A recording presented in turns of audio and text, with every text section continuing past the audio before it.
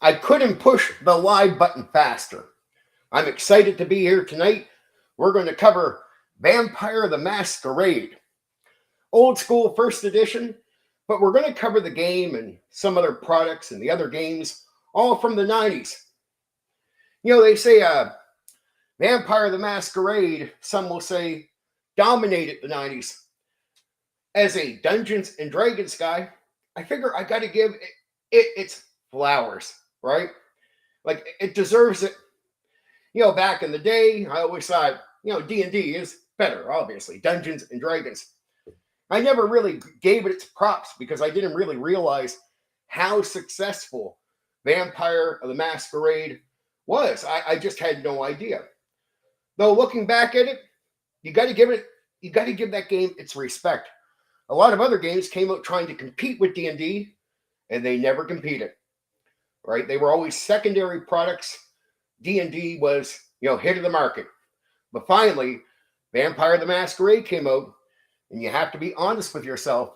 It is a game that actually competed with Dungeons and Dragons when it was at the top. And again, some will say it just didn't compete. It won. It dominated the 90s. Well, we're gonna find out. We're gonna go through the history, through the design, through all the different things in the older version of the game. Now, I cover old school. That's why I'm not covering the newest editions, of Vampire the Masquerade or World of Darkness. But we're just gonna go back to its roots, see who made it, see what it's all about, right? So let's talk. This is a casual time.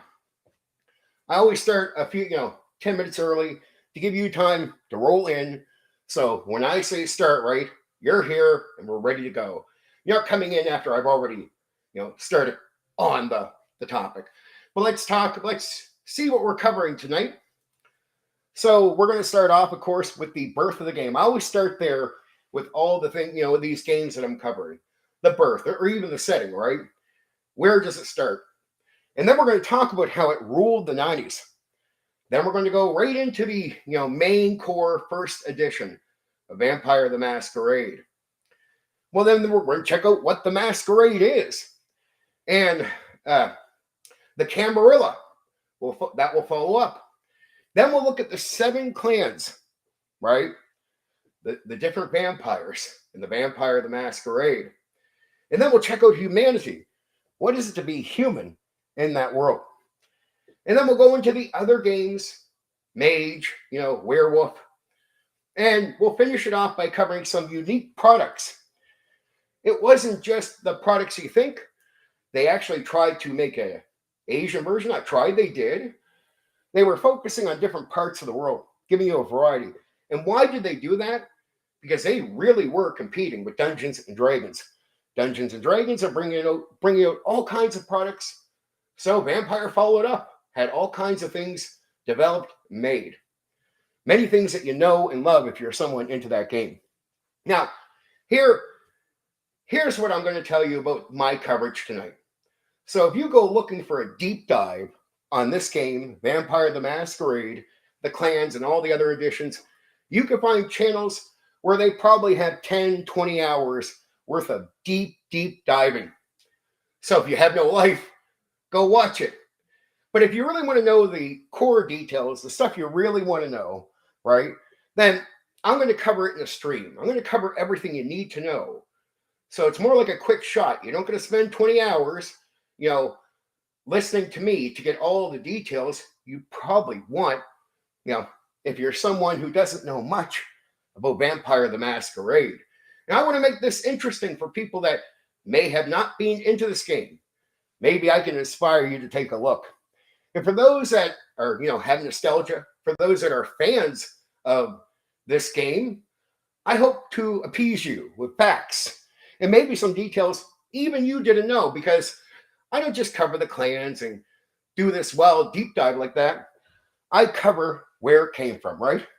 How it was birthed, who made it, some finer details that might not have been so important to you, but I promise you they should be important. And it's revisiting the past so we can have a look at where things started. I think it's so important because a lot of these things, just like in Dungeons and Dragons, they're forgotten. It's a darker view of vampire, the world of darkness. It's more dark. That's what I would say about the first edition. It's a little bit more grindy, just different. So I really want to focus on that, and I'm excited because I did some gaming with this game. It was an up and down thing. I didn't mind it, right? I could say I had a good experience with the game. It's just not something I came back to often, right? I went at it a few times. That was it. Moved on. But I have no bad experience with the game. Just wasn't my cup of tea. So welcome to the Condor DM Show. And tonight we're focused on Vampire the Masquerade. I hope you're excited for this. I am. I really am. And again, I hope to make this interesting for you, even if this is not your cup of tea. I think there's a little bit of tea in here that you're going to like. But who knows? I've seen a few people that have bigger channels. They've got some lower viewership on some of their streams lately, and you'll hear them complaining like, oh, there's only 5 people here. That's not much. It's like, a bit of a sourpuss about the whole thing. Good evening. Good evening. Welcome, right? New person. I appreciate it. Hope you stick around and have a good time. Anyway, I've seen some of these bigger channels, and they're complaining about the lack of people being around. They'll say things like, even if there was one person here, I would do the show. But they do it a bit unhappy. Me, if I have one person, I'm excited to do it for you, just as if you were 10,000 people watching me on the spot. Because I'm here. I'm passionate about this. Oh, I have good memories too, man. It's so interesting. A lot of people that gave the side eye to this game, I don't think they've ever appreciated what this game was about and how much love has been given to this. Some of the deepest lore I've ever read in any tabletop role-playing game. And the lore, man, that can grab you and bring you in. I could take just about anybody that I would think would not be interested in this and go, well, here's some deep dives. There's some great channels out there.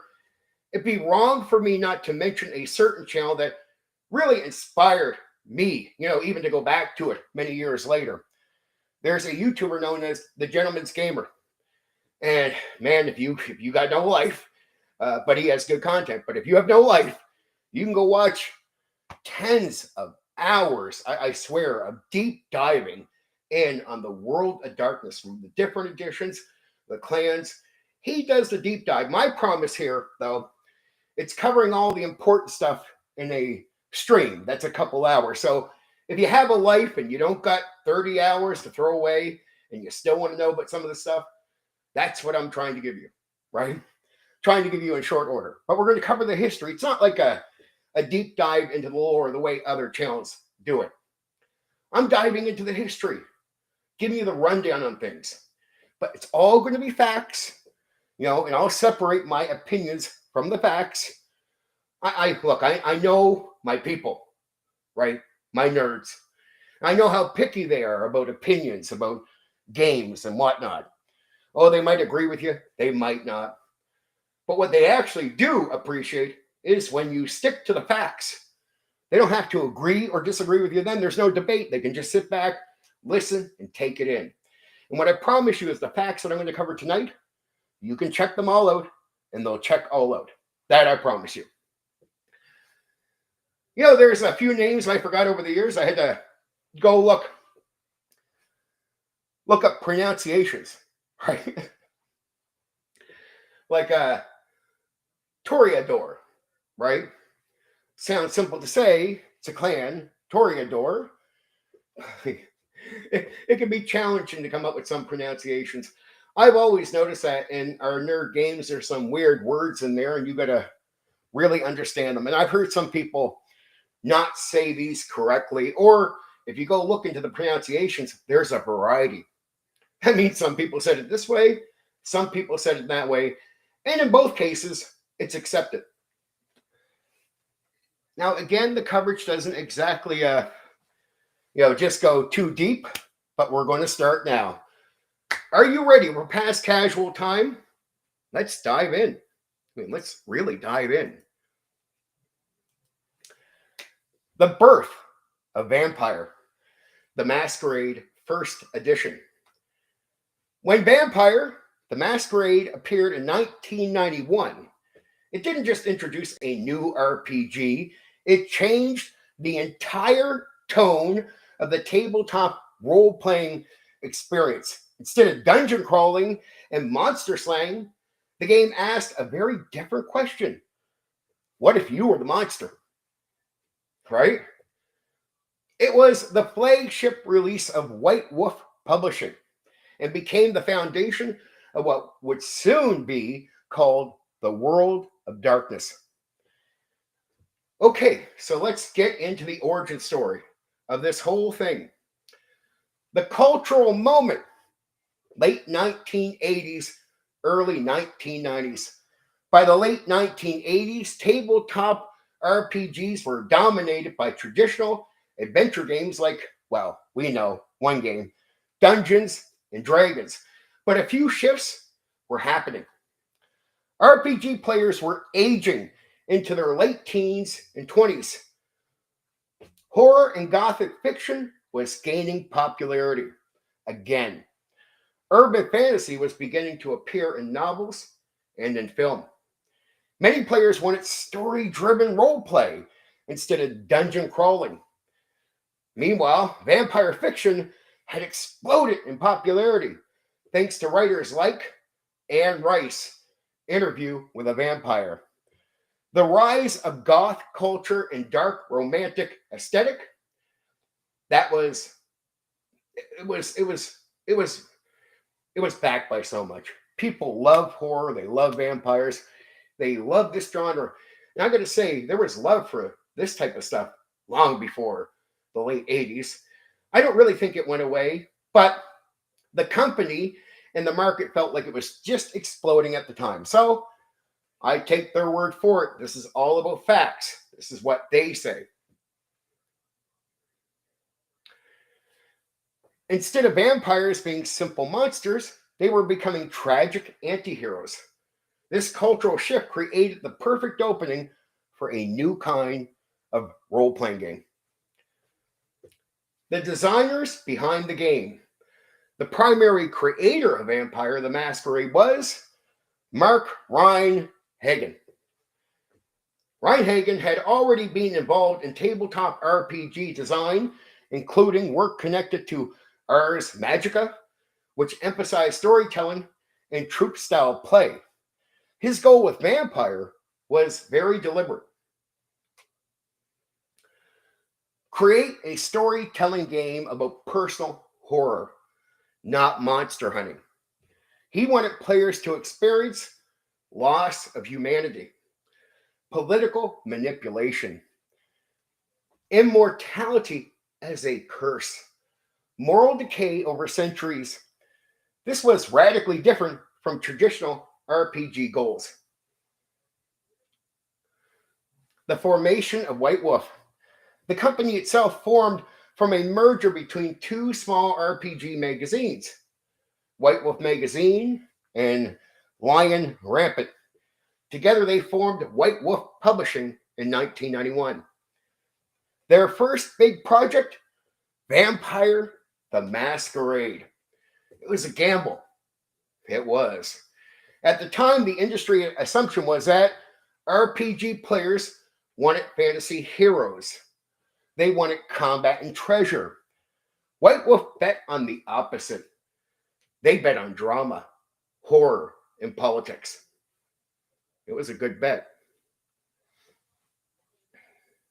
The core concept of the game. The premise was simple but powerful. Players are newly turned vampires struggling to survive in the modern world. But they must follow one critical rule: the masquerade. The masquerade is the law that vampires must hide their existence from humanity. If the truth comes out, humanity hunts them. Monster Hunter. Governments respond. Vampires face extinction under those conditions. So the game becomes about secrecy, manipulation, survival, and political intrigue.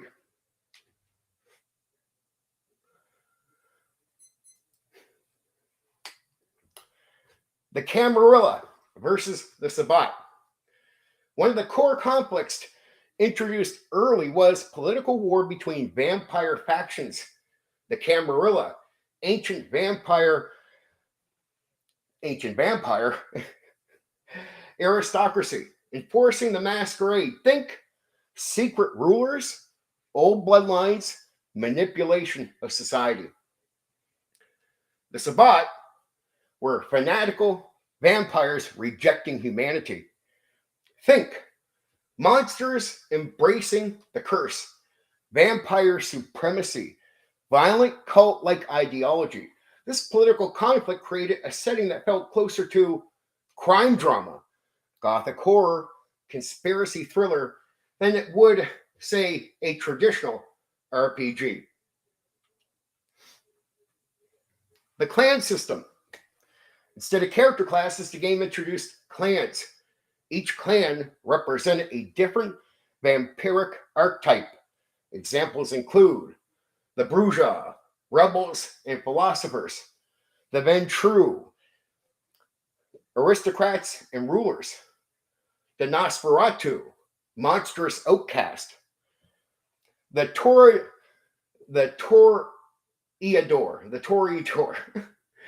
Sometimes I have certain, like I said, work on certain words. The Toreador, there's a couple ways of saying that. I'm going Toreador. That's how I decided to say this. Artist obsessed with beauty. The Tremere, blood sorcerers. These clans acted like political factions, cultural identities, supernatural bloodlines. It made character identity central to the story. Interesting so far, right? Trust me, this was not a simple game. Like if you just assume things about it, you missed out on something. That's opinion.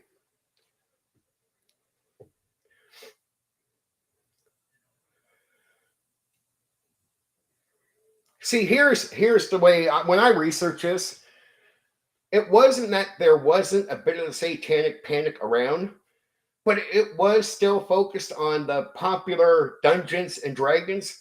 It was lingering out, though, by the early 90s. And I felt this game, in a way, it took a little bit of heat, but not enough to report on. I think it slid under the radar on that stuff because Dungeons and Dragons, when that first came out, before it hit its peak vampire, Dungeons and Dragons was still the front runner, taking a lot of the public heat from the satanic panic. So, again, I feel like this game sort of just got away from it. Right? They good timing, I would say. It could have been better, but if you want to dominate the 90s, yeah, don't wait. Start in 1991, right? Wise move, and it worked out for them. That's my opinion, right? But some of the guys that worked there, worked for the publishing company, they agree. They actually said they felt like it was good to get out of the box early. Not wait, not delay. That's why they merged. They didn't want to delay. They wanted to come together and make something happen, right? The storyteller system. Instead of traditional game master, the game used the title storyteller. The rule system emphasized narrative scenes, character drama, social conflict. Dice pools used 10-sided dice, D10s. This became known as the storyteller system. It was simpler and faster than many RPG systems at the time. I took inspiration from this game with that mindset because I knew about their simplifying things. And I actually, from playing this game, is the inspiration for me simplifying the dice system for my own Neo TTRPG system.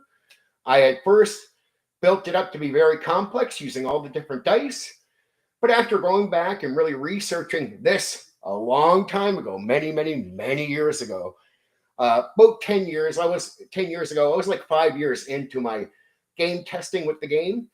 And I said, you know what? I'm going to cut a lot of these dice out and simplify the system to make it easier to understand, like they did, and faster. That was a good aim. I was inspired to do that from this game, right? Now I'm talking about something separate from the facts, just my personal experience and how I was inspired by this to adjust my own game and get away from trying to use all the dice. And I feel like it worked. The real hook, personal horror. The real theme of the game was losing your humanity. Every vampire character has humanity rating. As characters commit evil acts, they lose humanity. They become more monstrous. They risk becoming mindless predators. The beast. So the central question of the game becomes, how long can you remain human after becoming a monster? The idea resonated strongly with players. So, you know, it's now, if you do evil, this can happen. So it's really adjusting how you might come at the game. You might not just be somebody who wants to run around doing evil, because there's real consequences in this game for such actions. You couldn't just be murder hoboing a modern town or something so simple and not face some comeback, a little bit of consequences. Now, I have some people visiting. If you hear any background noise, I apologize. I hope it's as limited as we can get here. The immediate impact. Vampire the Masquerade became a massive hit in the early 1990s. Oh, it did. It attracted goth subculture.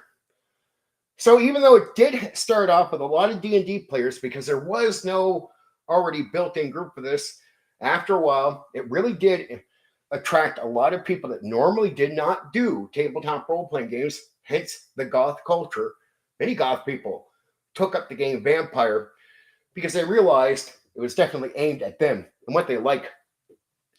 Theater kids, right? Narrative-focused role players from D&D. Players tired of dungeon crawls from Dungeons and Dragons. Soon White Wolf expanded the setting into Werewolf the Apocalypse, Mage the Ascension, Wraith the Oblivion. Together they formed the World of Darkness line.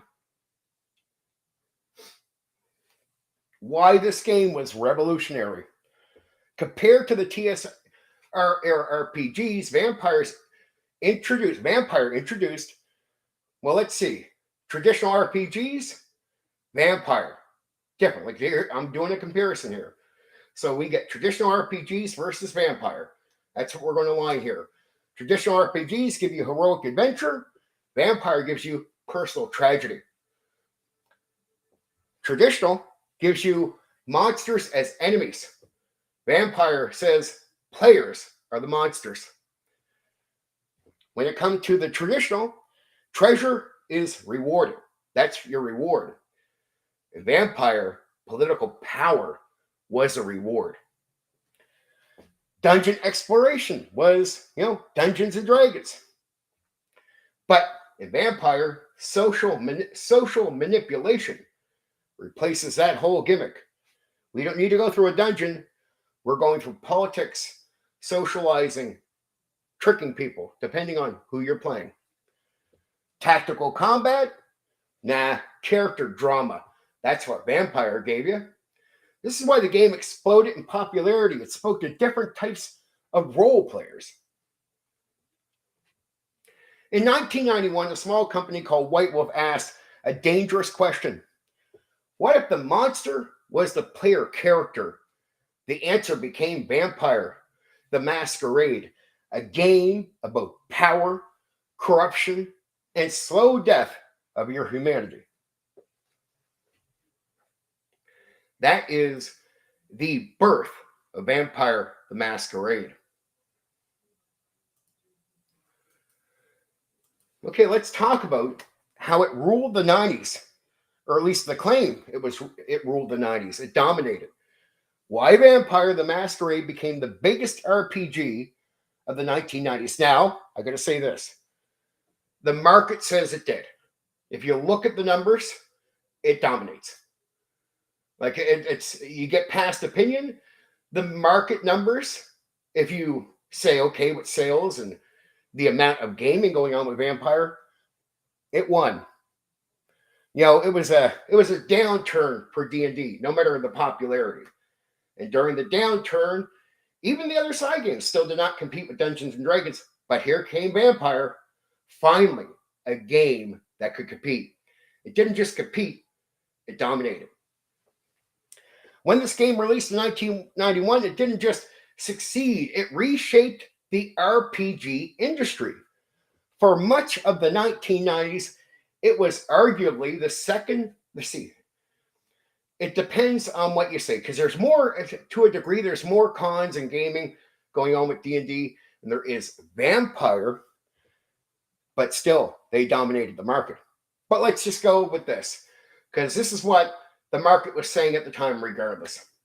It was arguably the second most influential RPG after Dungeons and Dragons, and in some gaming circles, it even surpassed it in cultural visibility.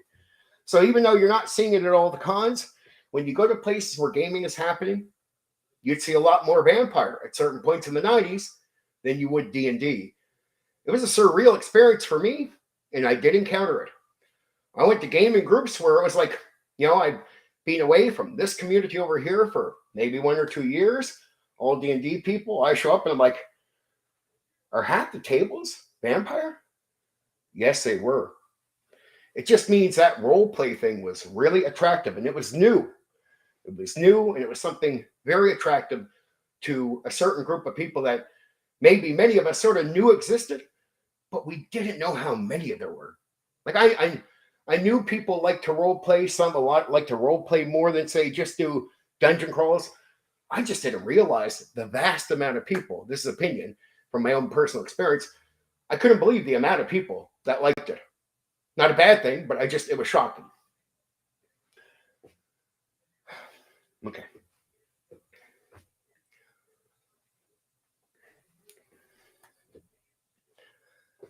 Hello, where are you from? You could always, you're not American. Personally, I'm Canadian. So, I'm from the east coast of Canada, Nova Scotia. Nice to meet everyone who's here watching, taking it in, and everyone who will be here later watching this. Here are the real reasons it exploded. Let's get to it. It targeted a different audience. Oh, it did. Most RPGs before the 1990s followed the TSR model. Fantasy worlds, dungeon exploration, tactical combat, treasure, and leveling. But White Wolf Publishing realized something important. RPG players were getting older. Oh, I don't know why I attract so many people from Norway. One of my biggest supporters, Black Rose, is from the same part of the world. I appreciate it. I'm glad I guess I do the thing for some Norway people. Nice to have you. Nice to meet you. I'm glad you're here. Okay, so RPG players were getting older. Many players from the late 70s and 80s were now in their 20s and wanted darker, more mature themes. Vampire offered politics, tragedy, moral conflict, character drama. It appealed to players who weren't interested in killing orcs anymore. Well, that's awesome. I'm glad to hear that. So yeah, I'm always happy to have anybody here, but especially like, I seem to really attract some Norway people. I'm glad you guys are into it. Glad I'm covering this game. I knew I'd probably meet 1 or 2 new people for sure covering this, maybe even more in the long run. But I really think it's worth covering. It's a game that really didn't get its flowers from my side of the aisle, the D&D side. And a lot of people on my side dismiss this game, right? It's almost like it's an opinion. War gamers would call Dungeons and Dragons a fairy game. Like they look down at it. In a weird way, I've seen a lot of D&D guys have that type of attitude towards Vampire.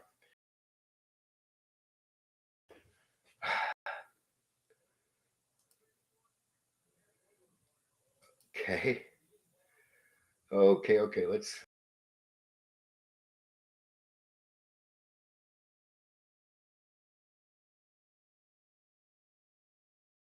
Restream annoys me doing this.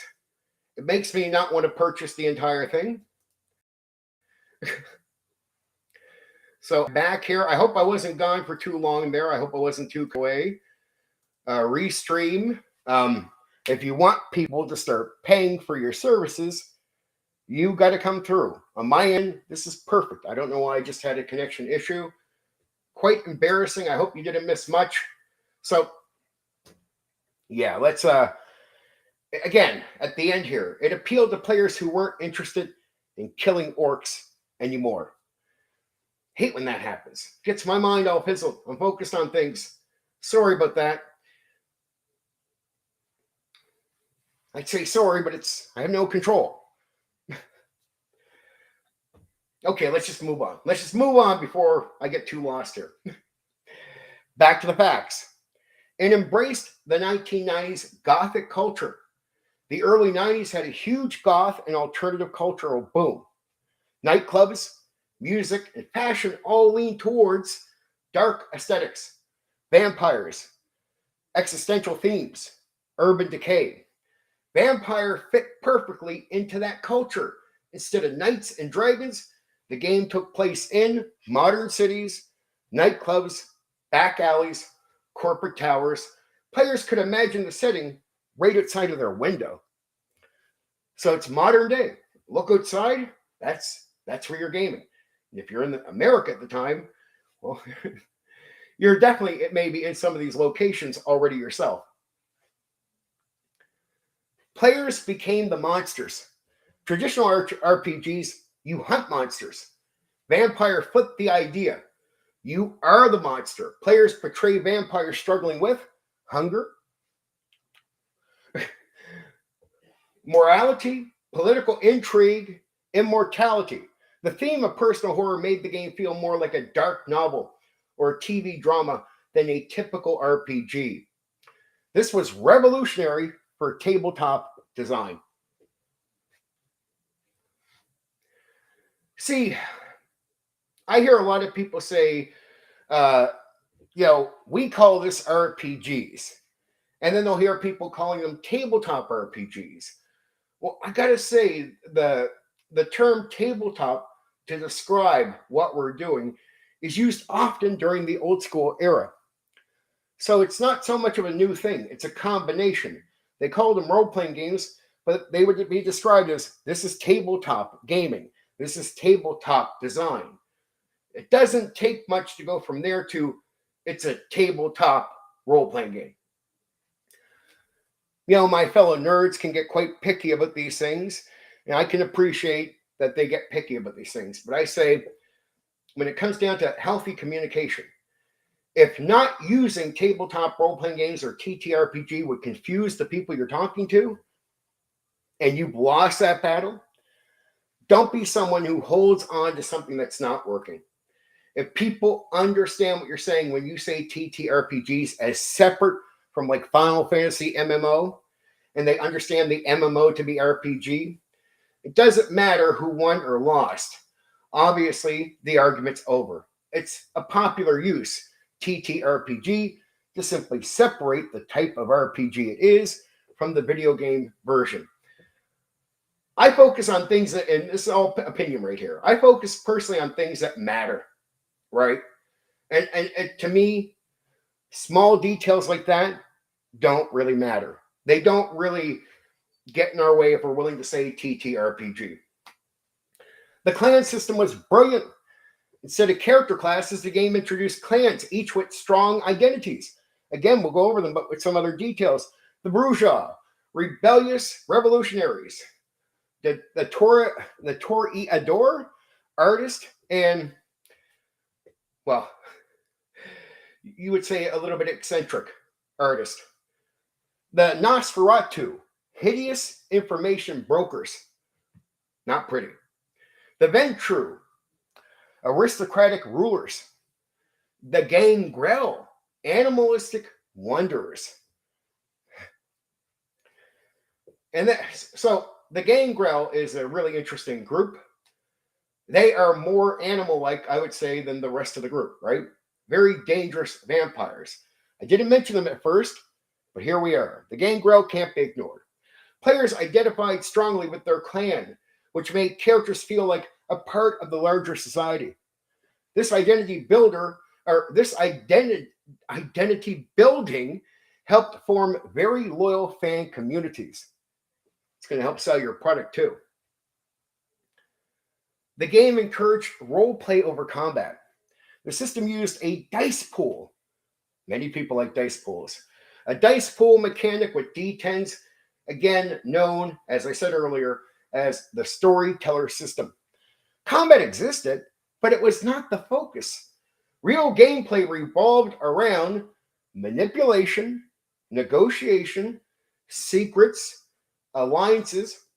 Many sessions were pure roleplay with almost no fighting at all.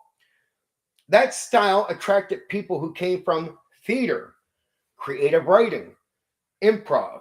It expanded the RPG audience dramatically.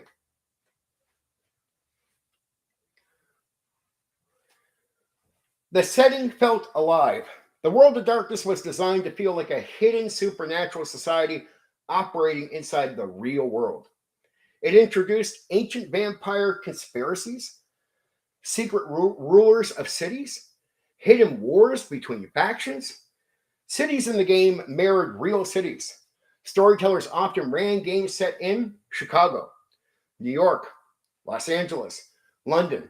This made the world feel immediately believable, relatable. That's the believable part, relatable, right? It's relatable to what you know. The meta plot hooked players. White Wolf pushed something unusual for RPGs at the time. An ongoing storyline across books. Major events unfolded through supplements and source books. Players focused on a global narrative involving ancient vampires, prophecy, apocalyptic events. Fans began treating the setting like a shared epic saga. Okay, we're going to get into another area that it inspired, something unique that you really didn't find with Dungeons and Dragons. Live action roleplay made it explode. One of the biggest reasons for the game's popularity was live action roleplay. The official LARP, live action roleplay rules, came through mind's eye theater. Instead of sitting at the table, players acted out characters in person. Got up like you were on stage. Remember, they're bringing in theater kids. So you can see how all this develops. Clubs and conventions hosted huge events with dozens of players, costumes, political intrigue. Some cities had hundreds of participants. This massively expanded the game's reach. You know, you could dress up and go overkill nerd, and it was expected. And so, you know, we play into this stuff, and it was an interesting new take and a way to draw in new customers. It was a very successful move, and it worked. It made sense that it would happen regardless. White Wolf released books rapidly. White Wolf published a constant stream of material: clan books, city source books, story supplements, additional games. The line expanded, as I said earlier: Werewolf the Apocalypse, Mage Ascension, Wraith the Oblivion. Together, as I said before, they build up a massive product ecosystem in the World of Darkness. It became a cultural identity. For many fans in the 1990s, playing Vampire wasn't just gaming, it was a social identity. Players adopted Gothic fashion, vampire aesthetics, clan loyalties. Yeah. Gaming groups often turned into entire social communities, right? Not just one table, just clans, big communities forming in a very healthy way. This was something TSR games rarely achieved. The hard truth. Here's the blunt reality. During the 1990s, TSR was struggling financially, on the down. White Wolf was growing rapidly. For a while, vampire looked like the future of the RPG industry. It dominated conventions, game stores, LARP communities. Even people who didn't play tabletop RPGs knew about vampire. It was more out there and in your face.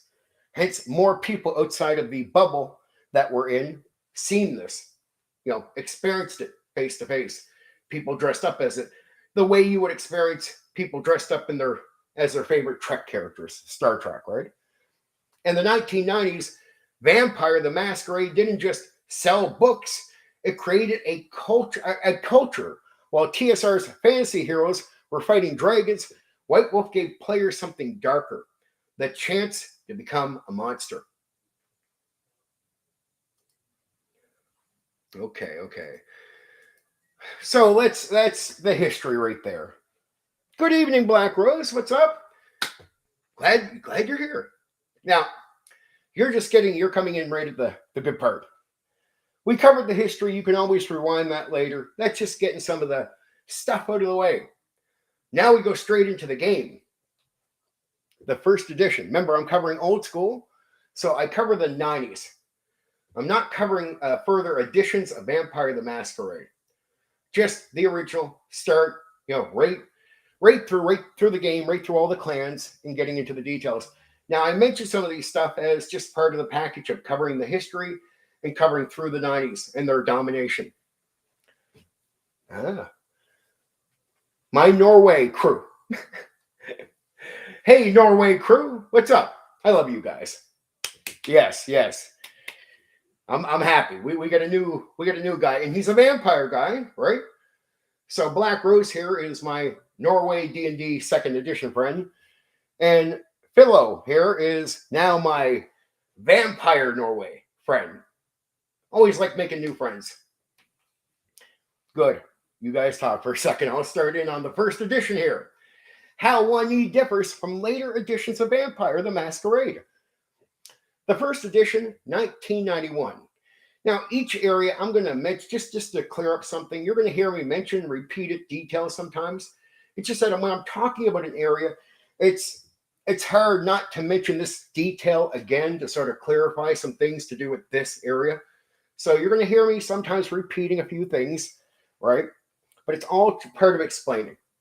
The first edition, 1991 of Vampire the Masquerade feels noticeably different from the versions that came later in the 1990s and beyond.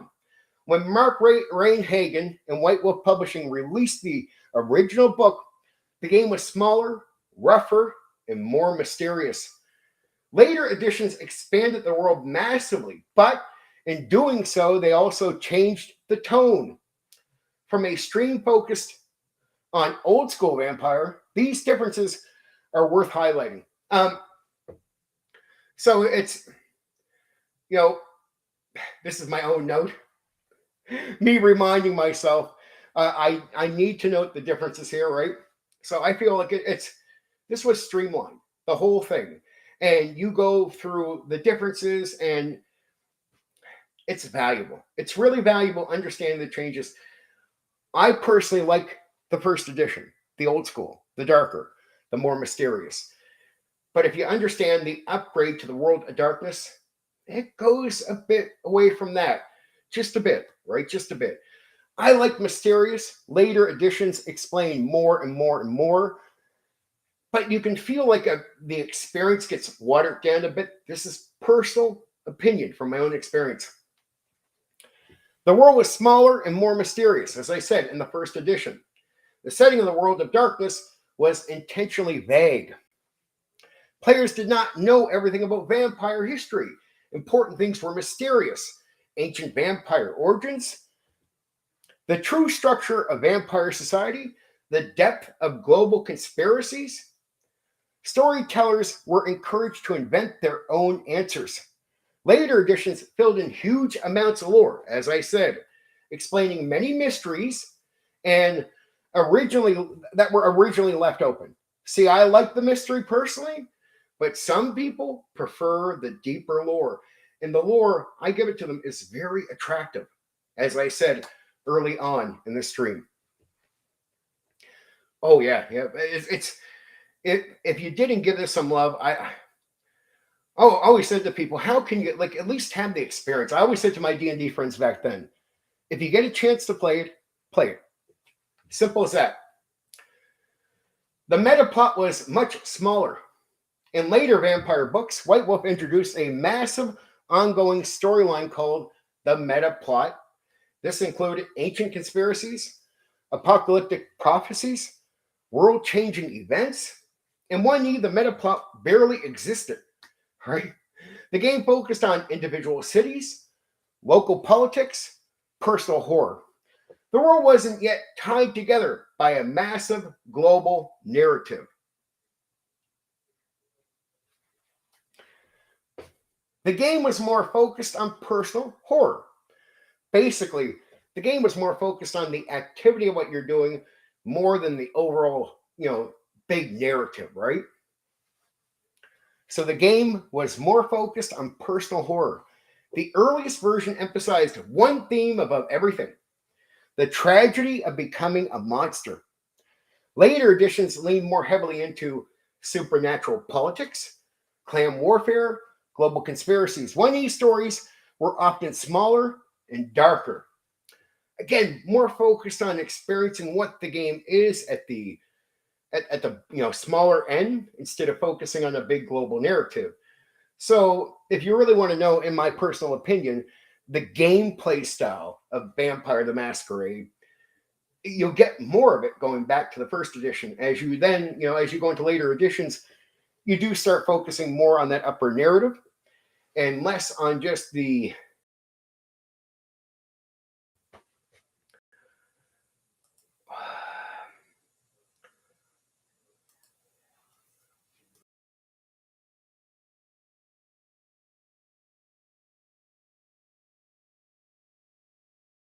I got to personally ask you guys right now, since you're here, and I thank you for being here.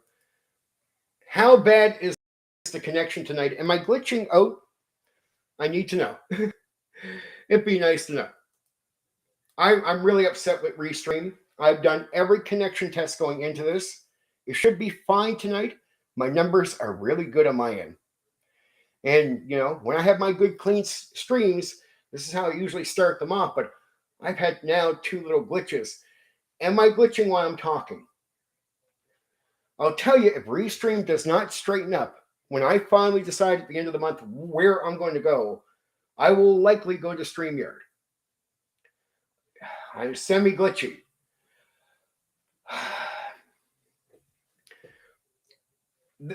This is embarrassing because it's unprofessional. Fine, but with some interruptions. Still embarrassing. I'm thanking you guys for being here supporting this, but embarrassing. Only the last moment. That's good. That is good. Still embarrassing. Restream. I'm going to give this one more chance. If Restream hits this again, I will abandon Restream and go to StreamYard right away. Like I will be done with Restream if it keeps giving me these issues, because StreamYard does not. If it just means I have to pay a few more dollars for StreamYard to have clean connection while I'm doing this, I will. Restream makes this junk. I am trying to do something here I want to leave behind. I shouldn't have to worry when everything is good on my end. That is on Restream. Right? If you want people to purchase your whatever you're offering, you got to show that there's something stable and good worth coming after. I want the extensions. I don't want to have to pay for a clean connection. I'll refuse to do that. If it doesn't just offer it up front, that's it. I'm gone. Not a customer. Embarrassing.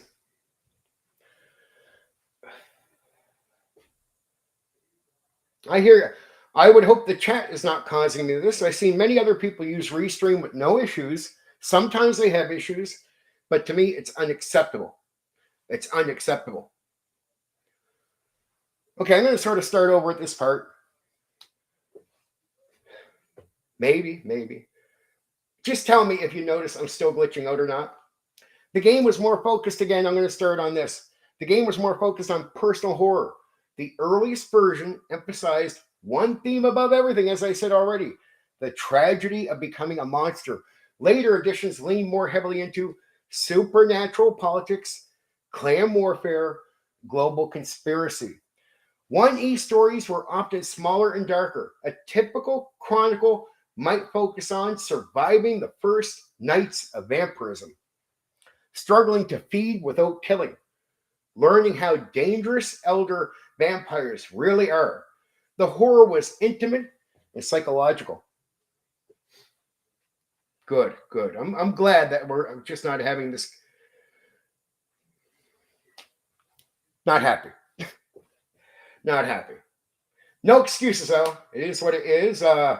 Yeah, it's on me if I keep using this and it keeps happening.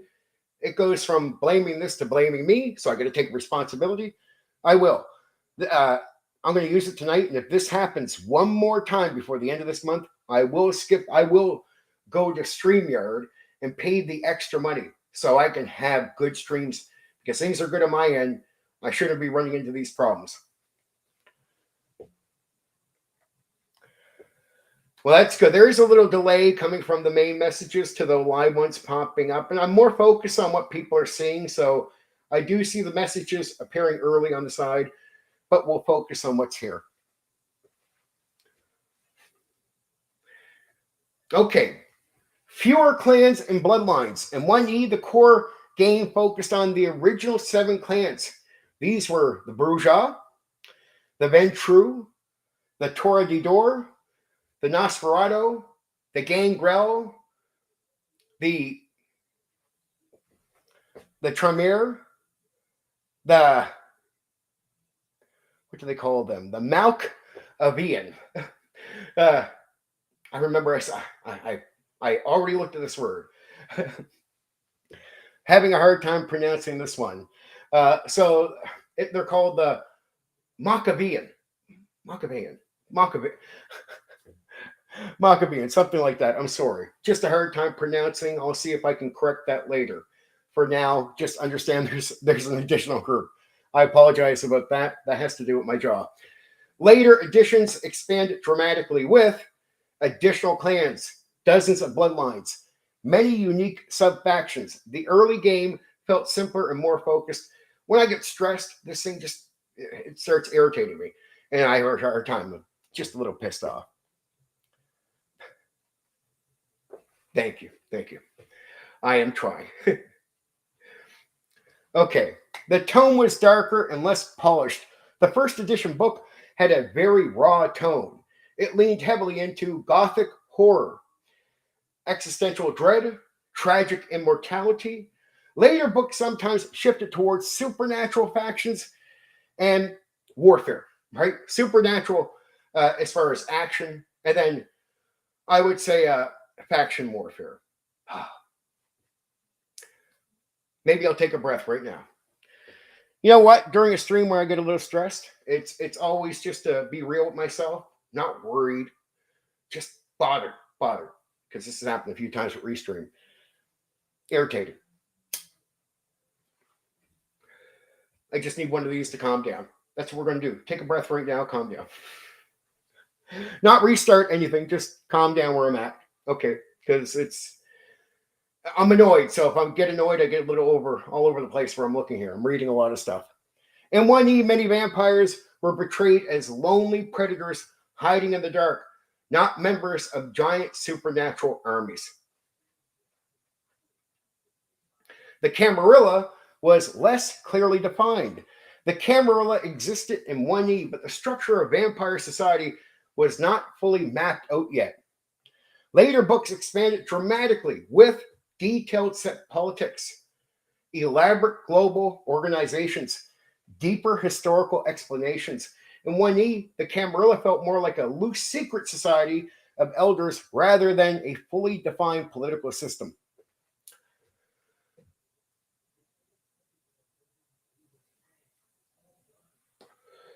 No. There should be no connection problems on my end. I checked all the connections going in. I've done everything you should do before these, and it should be fine. This is now look. It could be YouTube messing about, but it's most likely Restream, and I've been unhappy when these things happen. I've seen it happen to other people too, so they don't worry so much about it. But you know me, I'm not having a Discord conversation with you. Now, I know the audience can be forgiving on these things, but I'm here to perform. I'm here to do this. It's important to me to get this right, right? It bothers me because I put a lot of work into this. You got to understand, this stuff has all been worked on in 2025. So, well, that's good for you. Well, I'm glad that that's the case. Okay, let's get back to it. The rules were rougher. The early version of the storyteller system was not as refined as later versions. Mechanics were sometimes inconsistent, loosely explained, more open to interpretation. Later editions clarified rules for discipline, combat, social conflict, but many players actually preferred the loose early rules because they encouraged storytelling over mechanics. That's what they said. I like the looser rules, that experience, but many felt that that was good for their storytelling. Yeah, it's rare. I know it's the glitchy Steven thing. I know my supporters, you like my stuff. I appreciate that, but still, it's but I appreciate that. That makes me feel a little better.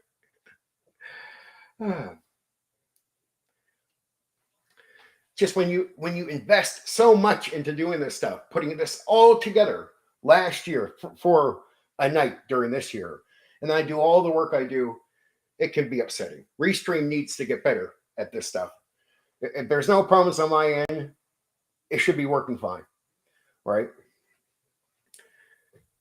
Okay. Later editions expanded the universe. Following the success of Vampire, White Wolf built the entire World of Darkness line. This included games like Werewolf the Apocalypse, I've already went over these, Mage Ascension, Wraith the Oblivion. As these games expanded, the world of Vampire became more interconnected and complex. The original game had to be much more focused on vampires alone.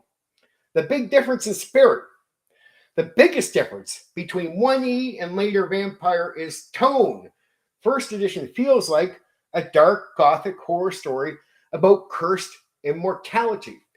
Later editions, and this is the way they've seen it, and I do agree. Later editions sometimes feel more like a massive supernatural political universe. Really does. Both approaches have fans, but many old school players prefer the mystery and intimacy of the original version. I'm one of those people that that's where I experience a game in that first edition, and I do like the darkness. I do like it. I feel it's better expressed, and that because of the mystery.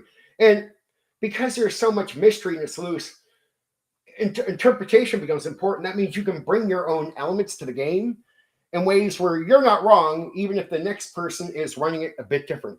They're not wrong.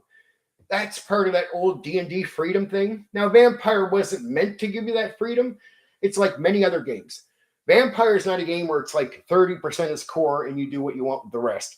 Realistically, it's like every other game outside of D&D. This is the game. This is how you run it as is.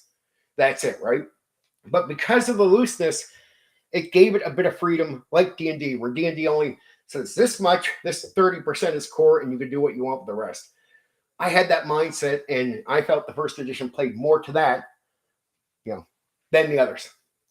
First edition Vampire was smaller, darker, and more mysterious. Later editions expanded the universe, but the original game was really about one thing: personal horror of realizing you're no longer human.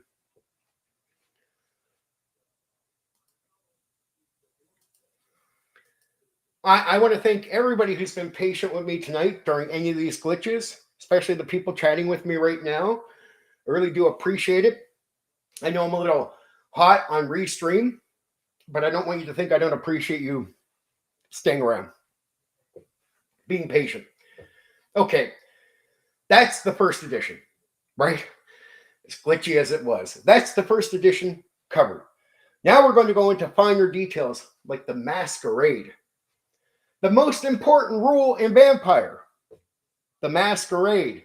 If there is one rule Let me read what you're saying here. I feel that two of old titles require them in Bloodline. The first represented the original feel just perfectly. The new one, Bloodlines 2, is more true to the new feel, which is more political. And that's exactly what I was saying. It's there's fans of it. I have nothing against it personally, and I do get the attraction.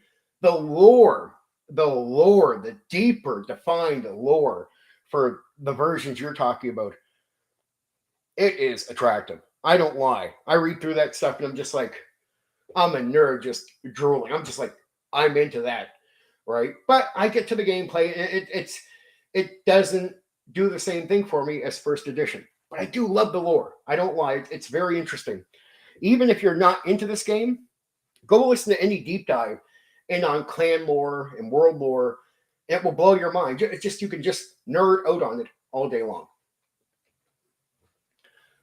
Okay, let's get to it.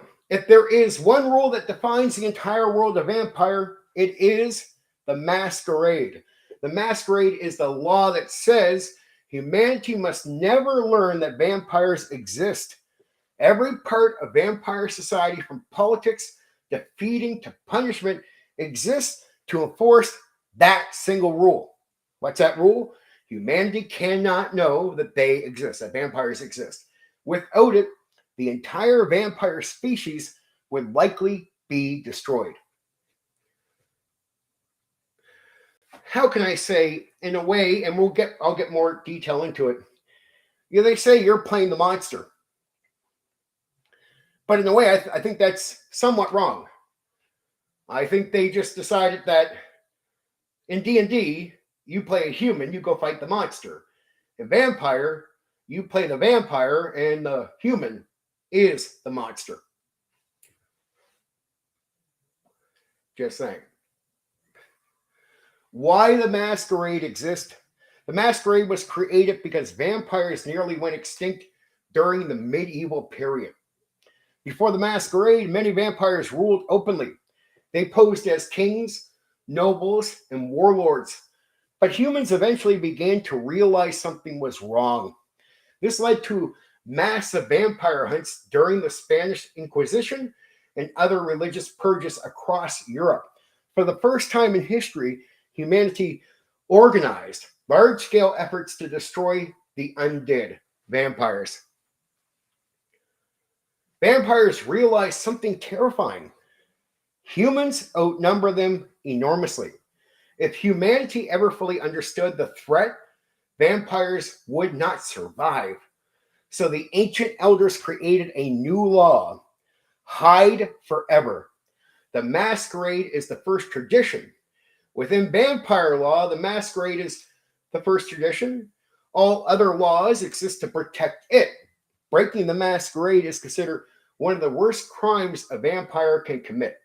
So you will be punished. You cannot let humans know of your existence because of the threat, and it would likely lead to vampires being destroyed.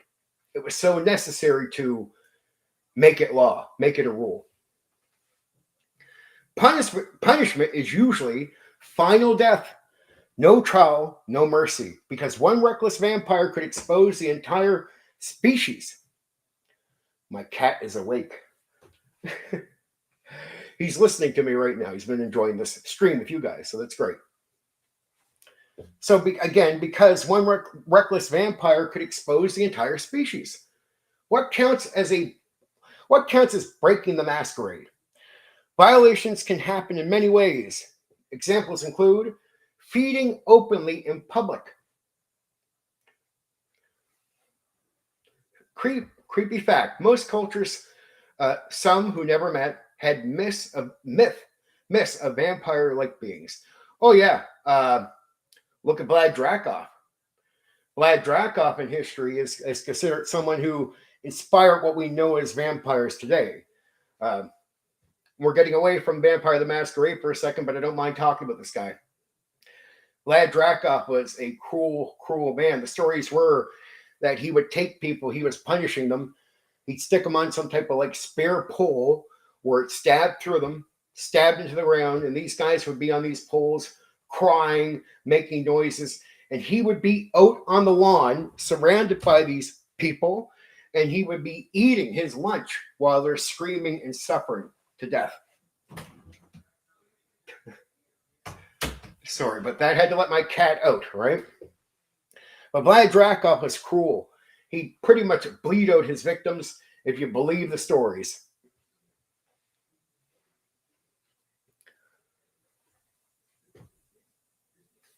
So again, let's get back to this. Feeding openly in public is one way of breaking the law. Using supernatural powers where humans can see, allowing humans to record supernatural events, revealing vampire existence intentionally is another one. So allowing humans to record the events and revealing vampire existence intentionally, like you're using the powers, so you're allowing yourself to be seen. You're going to be punished, and it's death. Yeah, Louis was just sitting here. He's almost watching the screen, just listening the entire time. Pretty calm cat, right? Usually he doesn't come in during the streams, but he came in and I started talking. He stayed here. He's good. He doesn't give me too much trouble, especially during streams. He doesn't jump up on me and stuff like that. So that's nice. Whenever I talk like this, he, instead of coming to me, he's like, he goes from like, he likes to cuddle with me all the time. But if I talk like this, like during a video or anything, he doesn't like me talking. I guess that's his reaction to me talking is usually, well, he'll be calm, but he won't jump all over me. It's really convenient for streams, though.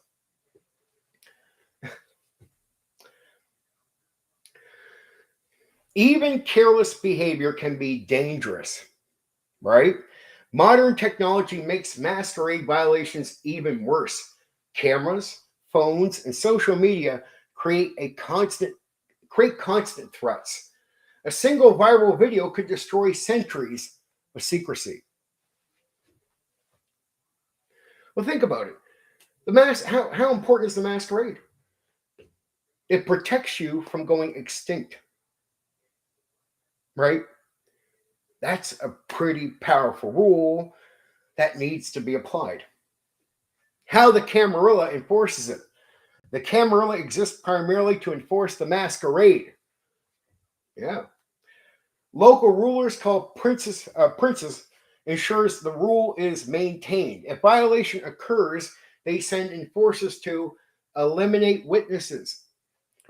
So it's not like they're out to punish the humans that seen this. They have to, right? They cannot afford to let that go. They'll destroy evidence, punish the offending vampire. In extreme cases, they may even destroy entire groups of vampires if secrecy has been compromised. The survival of the species always comes first. Humans are far more dangerous than vampires admit. One of the core themes of the game is that vampires fear humans more than they admit, meaning it's that reverse role. It's the idea is, are you really playing the monster? Or is it just you're playing what was considered the monster yesterday in D&D, but today you're sort of playing on the normal side, and the humans in this game, like I said earlier, are the monsters that you have to watch out for. Humans have advantages vampires cannot ignore. Massive population numbers, technology, governments, and military forces. If the truth about vampires became public, humanity would likely respond with overwhelming force. Imagine military raids on vampire havens, scientific research into vampire weaknesses, religious crusades against the undead, as happened in medieval times. Even immortal creatures cannot survive that kind of attention. The psychological side of the masquerade also forces vampires to live in constant deception. Live in deceit. They must pretend to be human. They maintain fake identities, false careers, mortal contacts, but over centuries, this becomes difficult. Many vampires slowly lose touch with humanity. The masquerade forces them to act human even after they stop feeling human. This creates one of the central tragedies of the game. The irony of the Masquerade. The Masquerade protects vampires, but it also traps them. It does. They are immortal predators forced to hide in the shadows or live in the sewer. Correct. They can never openly rule. They can never reveal what they are. Even the more powerful vampire prince must still hide from humanity. And that way, the Masquerade turns vampires into prisoners of secrecy. Why the Masquerade is brilliant in game design? From a design perspective, the Masquerade solves a huge storytelling problem. Without it, vampire stories quickly become chaotic. Without the Masquerade, every game automatically gains tension, secrecy, and consequences. Players must constantly think about who might see them, who might talk, who might expose them. This turns everyday actions into dangerous risk. It's just a different focus. It is a different game. And it lives up to that in many ways. It's not trying to be D&D. It really was its own thing. The Masquerade isn't just a law, it's the prison vampires built for themselves. Without it, they would be destroyed. But because of it, they must live forever in the shadows. So if you ever wonder what the Masquerade is, like when you hear Vampire the Masquerade, it's a way they live. That's what it is. It's a forced way of living in secrecy, so they avoid all the dangers of humanity.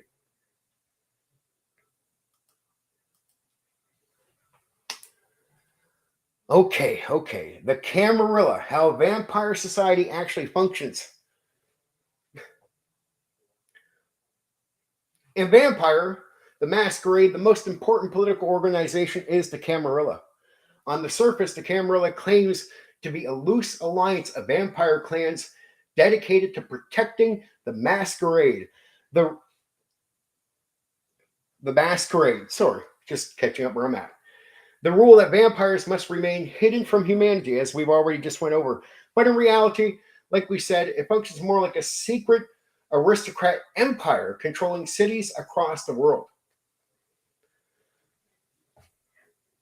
So let me go over that again. The Camarilla claims to be a loose alliance of vampire clans dedicated to protecting the Masquerade. The rule that vampires must be hidden from humanity. But in reality, it functions more like a secret aristocrat empire controlling cities across the world. So it has power. It works like a group of bringing their funds together, their money, to gain power, to gain political power in the game, to control things. So it's easier to hide, from humanity, to cover their asses, to have connections, to make sure vampires are not causing any trouble anywhere for other vampires. Understanding the Camarilla is a key to understanding how the game world works. Why the Camarilla exists. The Camarilla formed during the Inquisition era, where humans began hunting vampires seriously. Before that time, many vampires ruled openly as monsters and tyrants. That arrogance almost got them exterminated. So powerful elders created a new system built on one principle: survive through secrecy. This became, as I've already went over, the Masquerade, the central law of vampire society. Break it and you risk exposing all vampires. And as I already said, the punishment is death, final death. No coming back. The Camarilla is not a democracy. Despite the appearance of cooperation between clans, the Camarilla is essentially an elder-controlled feudal system. Ancient vampires rule cities while younger vampires serve them. Power flows through age and blood potency, not fairness. If a vampire has lived for centuries, they carry immense political influence. The Camarilla pretends to represent all vampires, but in truth, it protects the power of the oldest and the strongest elders. The political structure of a city, well, how can I say it maintains the political structure of the city. Most Camarilla cities operate under a rigid hierarchy. The prince, the ruler of Camarilla city, the prince controls enforcement of the masquerade. So he decides how that's all enforced, right? Who's broken the law? He's the one who makes those decisions. He decides feeding rights, vampire territory, political order. The prince may rule for decades or centuries. They maintain power through alliances, intimidation, and favors. If a prince becomes weak, rivals begin plotting immediately. So there's your vampire king or president, you get what I'm saying, who has all the authority. But there's no vote here. If any weakness is shown, the next is ready to take him down and take his place. Okay, the Primogem Council. Each clan within the city often appoints a representative. These elders form the Primogem Council, advising the prince. In theory, they represent their clans. In reality, they are often power brokers competing with the prince. Some princes, some words work sometimes, some of these princes rely heavily on the council. Others treat them as enemies waiting to strike. I have some nerve. I did all this knowing about this issue in reading. So, in the past, I've been a bit intimidated about doing this, like semi-scripting stuff and having to come up with difficult names. Usually I can work on it at the table. It's under different conditions. It's not so bad. My players understand. As a YouTuber, it is quite, it's more preferable usually for me to talk off the top of my head, right? But here we are. Now, if no one knows my history, I had a shattered jaw put back together. So I can sometimes have issues with stating certain words. Okay. The sheriff acts as the prince's enforcer. Their job is to hunt down masquerade violators, criminals among vampires, rebellious factions. Sheriffs often command brutal reputations. Many princes select someone feared enough that few challenge him. When I put this together, I wanted to play it. Even when I started tonight, I'm interested in having to go again and going right back to first edition and picking up all these games. Like I have some of this in PDF right now. I no longer had the material. Oh yeah, old games. The Harpies. Harpies control the social reputation economy. They spread rumors and judge social status. A harpy can destroy a vampire politically by exposing scandals, spreading insults, undermining alliances. In the Camarilla, reputation can be as deadly as violence. The Keeper of Elysium. Elysium locations are neutral territory where violence is forbidden. Examples include museums, opera houses, historic buildings. The Keeper assures that these spaces remain peaceful. The Elysium is where most vampire politics occur. Think of it as vampire court, right? The traditions, the laws of the Camarilla. The Camarilla enforces 6 fundamental laws called the traditions. These rules form the backbone of vampire society.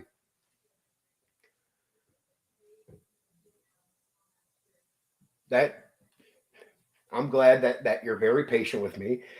And yes, I've heard a variety of different pronunciations too. Just yeah. It's I'm trying not to be too conscious of it, right? But I hear you. A lot of people are very sympathetic after streams. Will tell me it's no problem. People just even that people can speak normal will sometimes have pronunciation problems. But you know, right?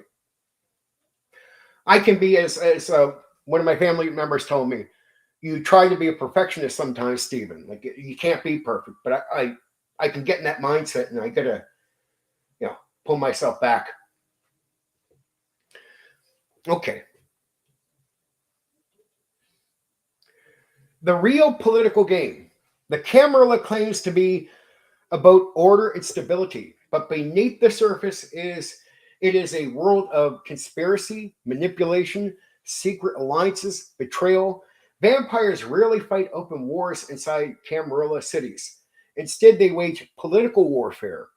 This includes blackmail, manipulation of moral institutions, social sabotage, long term plotting.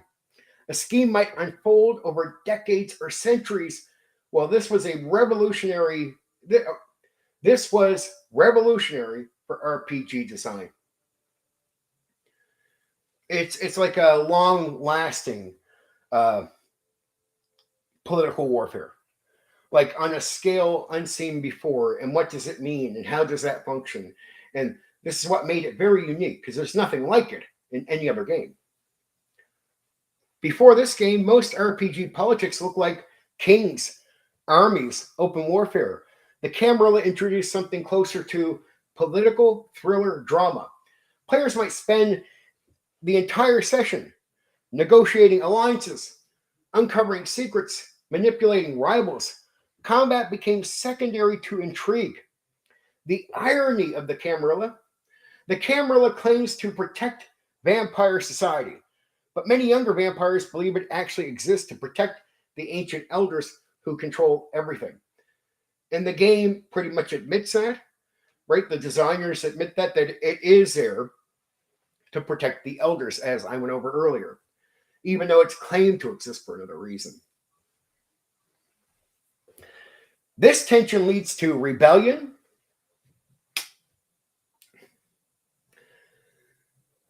anarch moments, secret uprisings. The Camarilla is stable on the surface, but constantly cracking underneath. The Camarilla claims to be a government, but it's really an aristocracy of immortal predators. Elders manipulate the young, and every alliance hides betrayal waiting to happen. So that was the Camarilla. So we've gone over the birth so far, the domination of the 90s. We go into the Masquerade.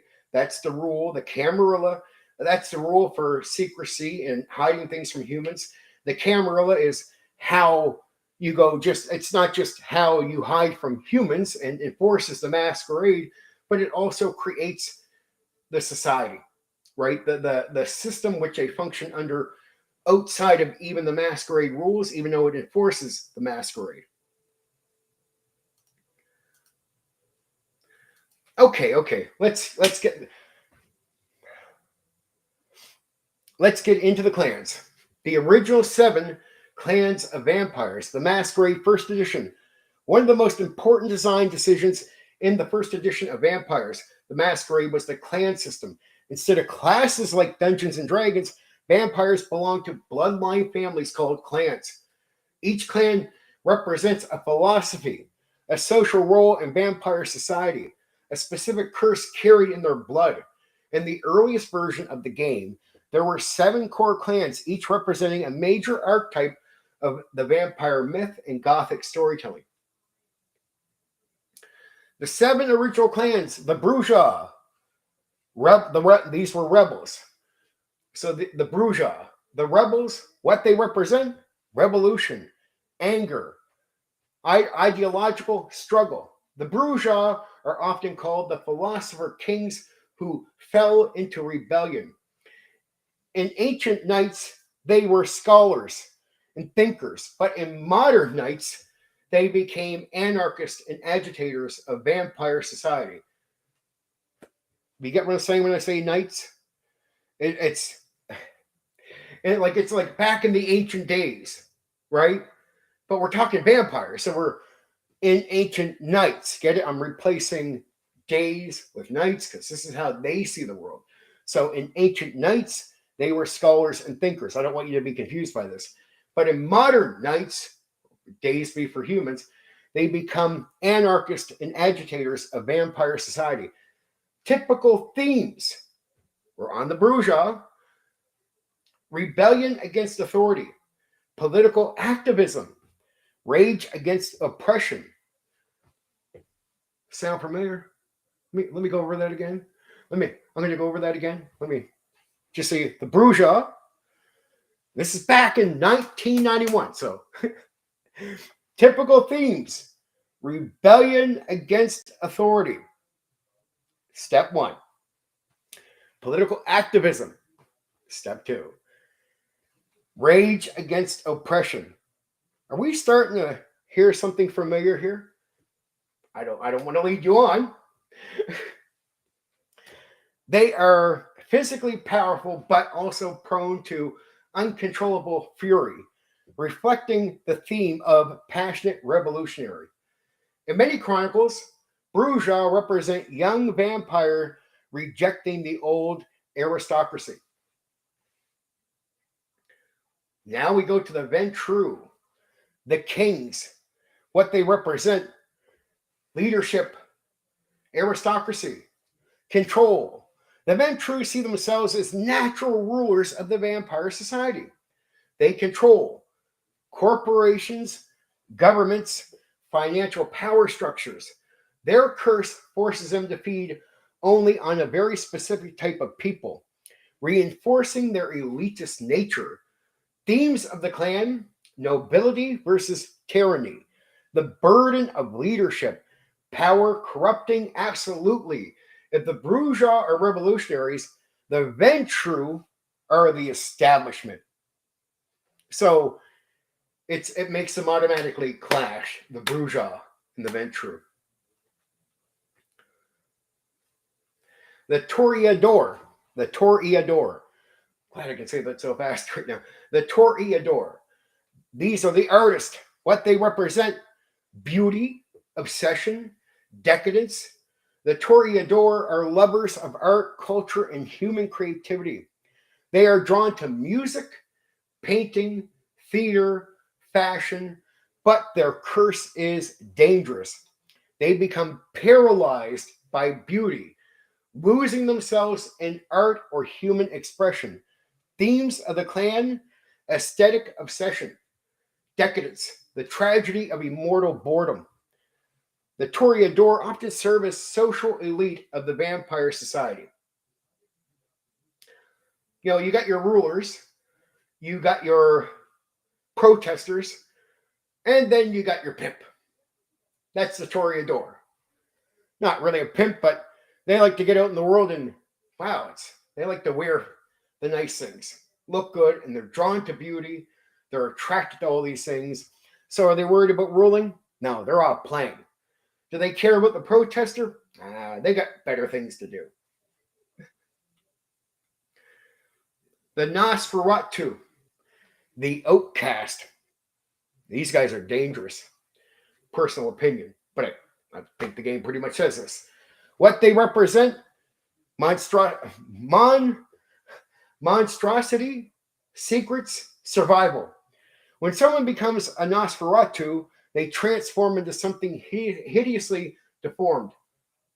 They can no longer pass as human.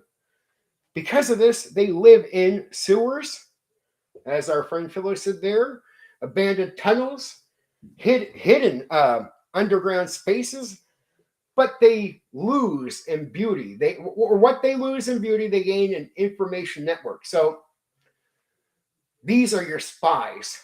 These are your information gatherers. So again, we go back to the start. We have the protesters. We then have the kings that would be protested. And we got the players. And then we get disturbing with the Nosferatu, which are like guys that we're in the shadows and we're fucking ugly as sin and we're scary, but hey, we get some information. And that's powerful. Nosferatu become the spies and intelligent brokers of the vampire world. Themes: isolation, survival amongst monsters, knowledge as power. So even though they have these curses and these issues, What keeps them alive, survival, is their access to knowledge.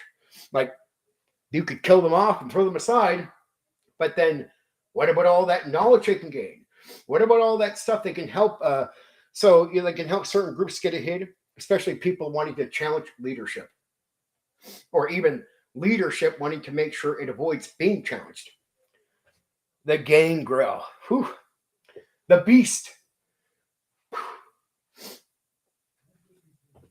My main Gato clan probably had like 4 characters in various campaigns. Doesn't this make you guys want to play vampire?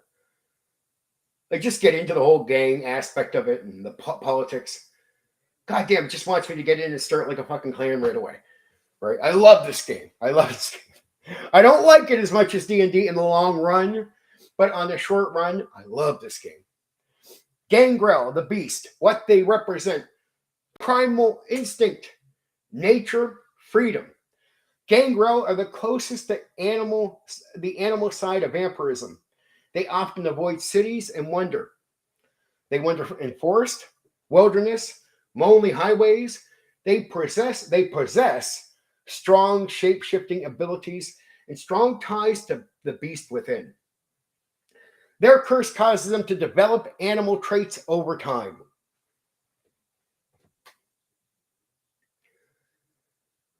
I'm sort of a Norse for.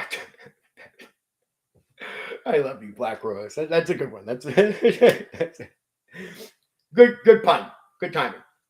Themes: civilization versus savagery, freedom from political society, embracing the beast.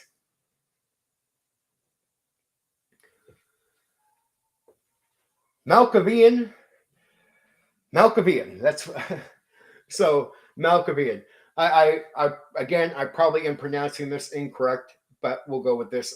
People that know the game, or even if you go to look into it, my pronunciation, you'll understand. It's Malkavian.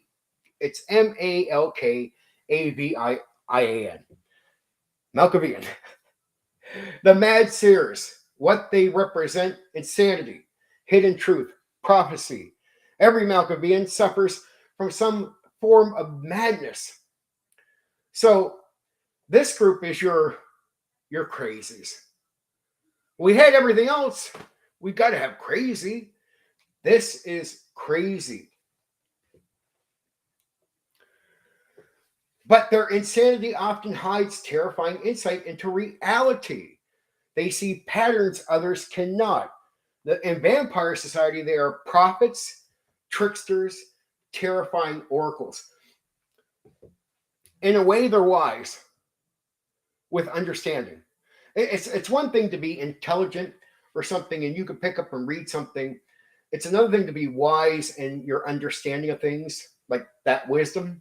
In a weird way, they are able to see things, but it's probably through their insanity that they can see things that you can't. You got to be a little crazy to see the truth, right? You got to be a little crazy to see the truth.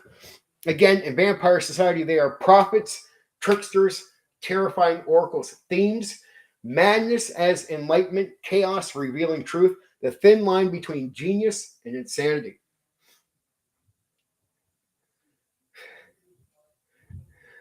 Crazy is the new normal.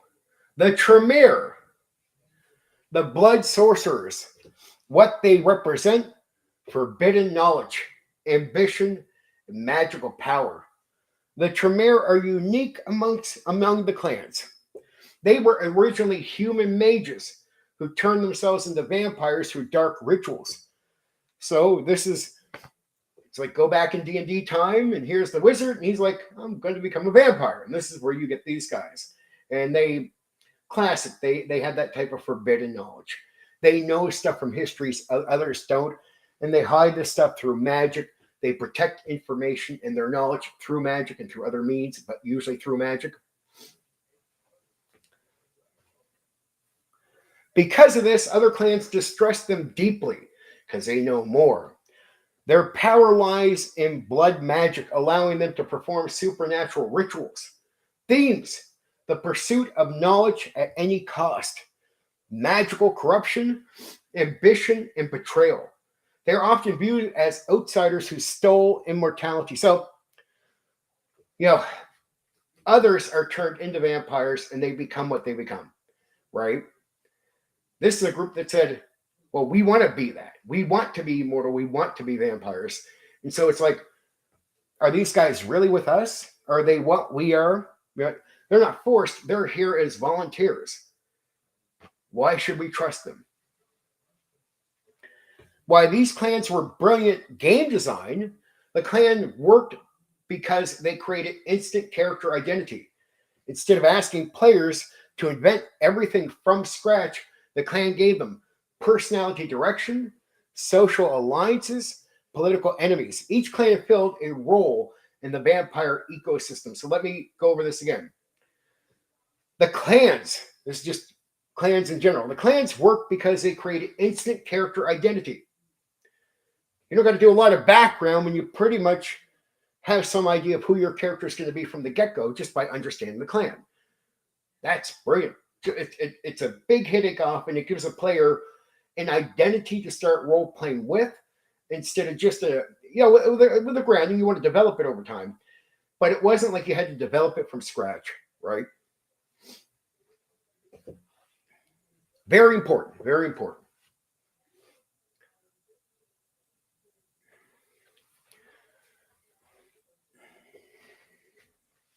Clan and archetype. We're going to do some comparisons here.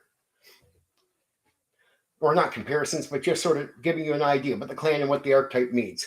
So the bourgeois are revolutionary. The Ventru, this is all stuff I already said, but I just want to nail these points.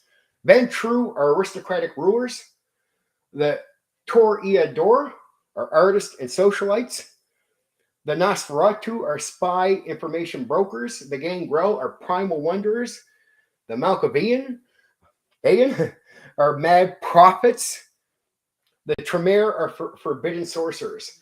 This created a complete supernatural society. Very important. The big idea behind the clans. The clans weren't just character options. They were commentary on human nature.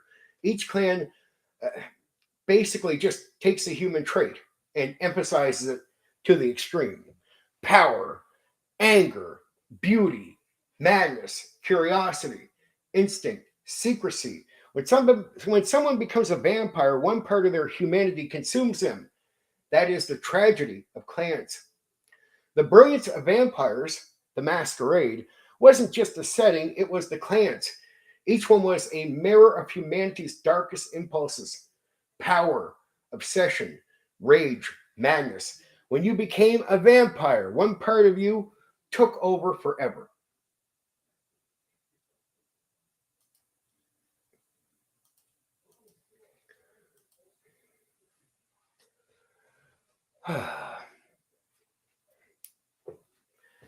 Humanity and the Beast, the real horror in Vampire the Masquerade. One of the most important mechanics in Vampire, the Masquerade, is not combat, politics, or even supernatural powers. It is the struggle between humanity and the beast. Again, this mechanic defines the entire tone of the game, explains why a vampire is described as a game of personal horror. Say that again. This mechanic, the struggle to, between human and becoming the vampire. The mechanic defines the entire tone of the game and explains why vampire is described as a game of personal horror.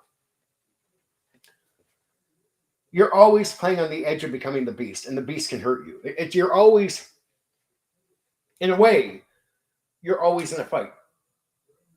Always. In the fight is with two different sides of the same character. Like you're always having a clash. And the whole game system is made to emphasize that clash is happening. Glad my Norway friends are connecting. I bring people together. I love it. What the beast is. When someone becomes a vampire, something awakens inside of them. That thing is called the beast. The beast represents the vampire's predatory instinct, hunger for blood, violent survival drive. It pushes the vampire towards cruelty, murder, and domination. The beast does not care about mortality. It only cares about feeding and survival. Every vampire constantly struggles to keep it under control. So it's hard. And to break that is to start becoming the beast. What humanity represents. To fight the beast, vampires cling to something called humanity. Humanity is a numerical rating representing how connected a vampire still is to human morality. A vampire with high humanity feels guilt, respects human life, behaves like a person. A vampire with low humanity becomes something very different. They begin to think like a predator instead of a person, like a hunter of humans. This is the core tragedy of the game. Immortality slowly strips away everything that made you human. Losing humanity? Humanity declines when vampires commit cruel or immoral acts. Examples include murder without remorse, torture, betrayal, reckless feeding that kills victims. When these acts occur, the vampire risks degeneration. I'm reading Black Rose. Sorry for the off topic here, Stephen. When it comes to editions, the newer edition of Vampire has less clans. Some clans were merged. Do we have material for the new editions too? No. So, but what I am going to go over is a bit of the extended, like the mage and stuff. But no, I do not cover for the newer editions going forward. Though you are right? To me, there's so much content out there for the newer stuff. See, here's what I'm considering doing. So, Black Rose, just so you know, I'm doing old school in 2026. That's been my dedication to old school, right? Next year, as I made announcements, I'm going to start covering the early 2000s. And that's when I'll do the newer editions of Vampire and some of the other games that you see me covering here. Like, there's other additions to all the games pretty much I'm covering. Just about, not all, but most of them. And that gives me a lineup of content for next year as well. And that's really the thing. I'm not trying to do everything in one package.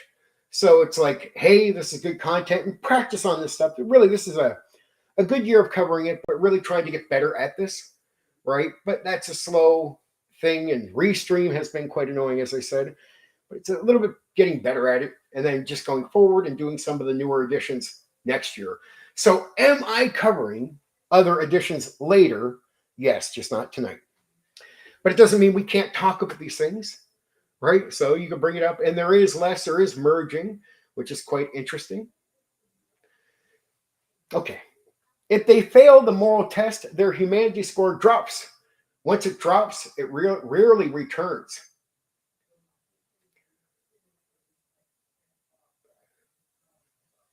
Oh, yeah. It's I get it. I totally get it. I want to know more about the new because in reality, I'm going to have to study it because I didn't play the new. So I've heard this stuff and I sort of have some idea. I have notes on the new. I have notes on every edition, just not enough to do a script on right now. But I got the notes from checking out a few YouTubers and then just doing a reading of history, gathering what I could. The best person for me to go to for a lot of this information is, and I've already talked about him earlier, is the Gentleman's Gamer. Like, look, if you don't got much time and you want to know about this stuff, what I'm trying to do is put it into a quick stream. Sorry about the difficulties in the stream, but I hope people get by them. Quite frustrating with the work I've done to have Restream be such ghetto trash tonight, which I'm not happy with.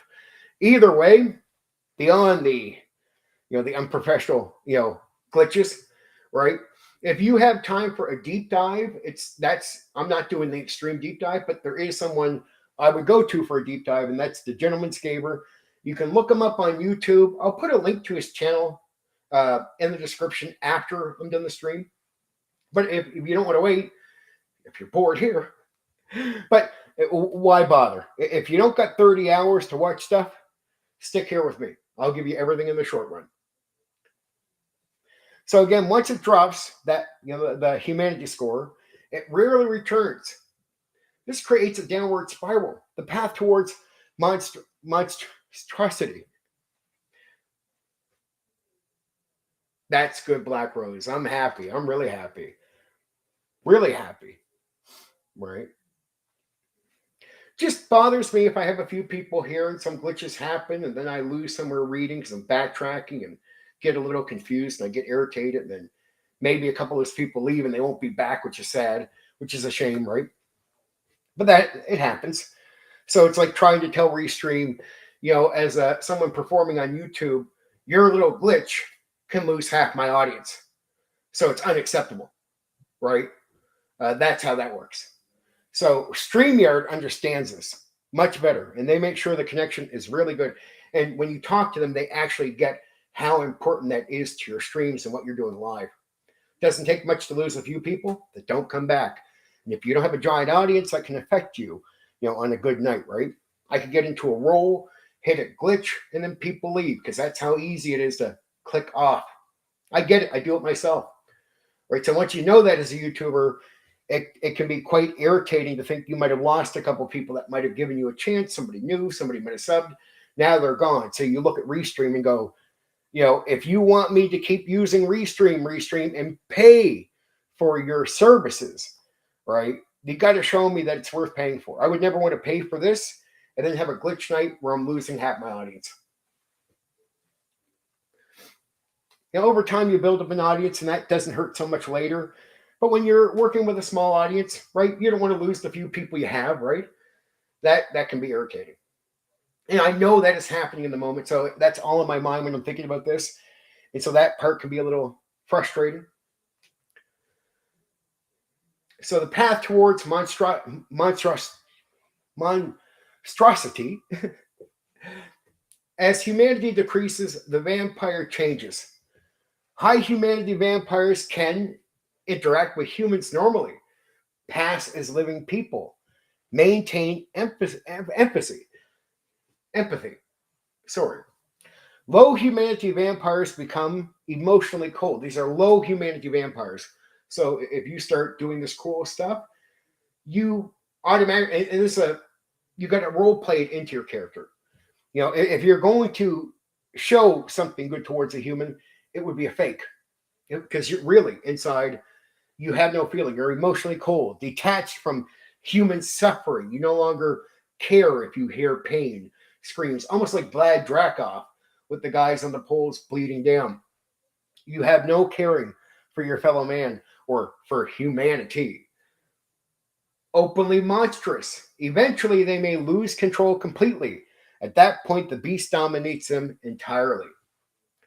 Frenzy. When the beast takes over, the beast sometimes bursts through the vampire's control. This is called frenzy. Frenzy can be triggered by hunger, fear, rage, humiliation. When frenzy happens, the vampire becomes an uncontrollable predator. They may attack allies, kill victims brutally, destroy anything nearby. Sorry, still at the end of a cold, so I get a little bit of sniffles here. During frenzy, the beast is completely in control. The vampire only regains control after violence ends.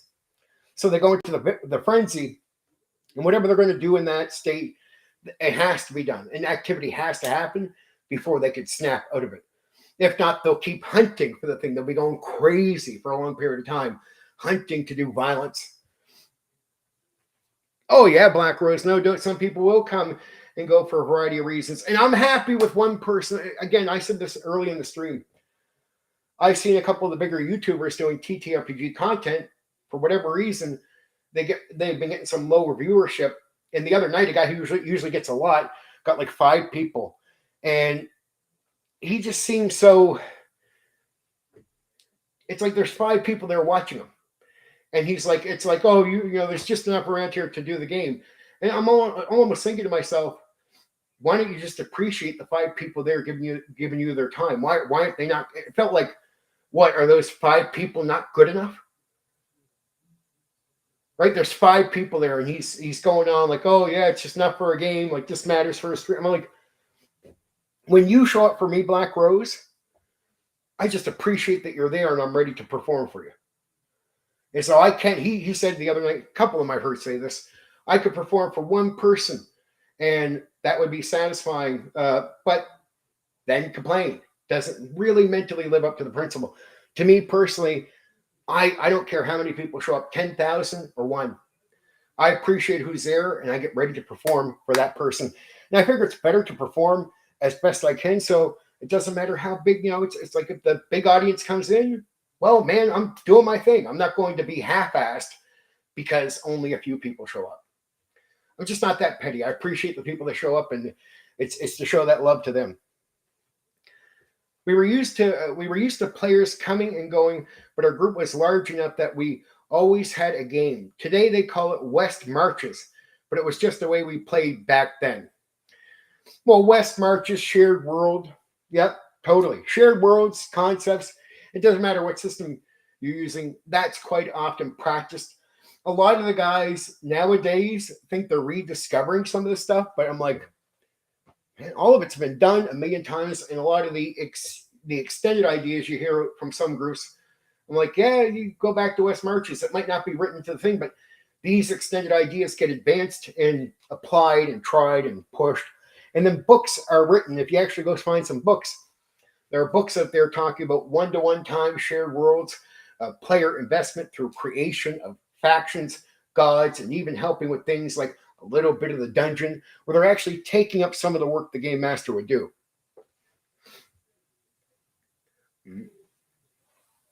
So again, let's go over this. The beast sometimes bursts through the vampire's control. This is called frenzy. As I said, frenzy can be triggered by hunger, fear, rage, humiliation. When frenzy happens, the vampire becomes an uncontrollable predator. They may attack allies. Player versus player, right? Character versus character. Kill victims brutally. Destroy anything nearby. During frenzy, the beast is completely in control. The vampire only regains control again after the violence happens. Now, here's an interesting word. Rert. R-E-R-T. I'm sounding it out because it's not an English word. So Rert Schreck. It's a German word that means rid fright. So Rert Schreck is a German word for rid fright. Fear of fire. Even ancient vampires cannot escape the beast's terror of destruction.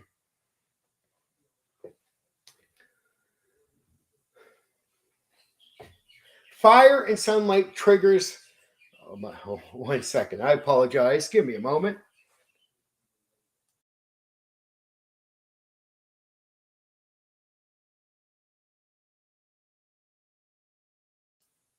Oh my. My kitten is quite frustrated with me right now. He wants me to go play with him, but he has to wait a little while longer. He'll calm down. He'll calm down. Okay, so let's get back to that word Trek, German for rid fright, as I already said. So it's a German word. No wonder I don't say it that well, but who cares? Even ancient vampires cannot escape the beast's terror of destruction. Fire and sunlight trigger a special panic response called word Trek. This is a primal survival fear. When it occurs, the vampire may flee uncontrollably, abandon allies, panic irrationally. The beast fears death more than anything. Even powerful elders can lose control when confronted with flames. Great fear. Pretty much something in that vein. Something in that vein. Long-term horror of immortality. The real horror of the game is not combat. It is revelation that time itself erodes humanity. Over decades and centuries, friends die, morality fades, feeding becomes routine. Eventually, the vampire begins to see humans as nothing more than food. It is going to happen. At that point, the beast has almost won. Why this mechanic was revolutionary.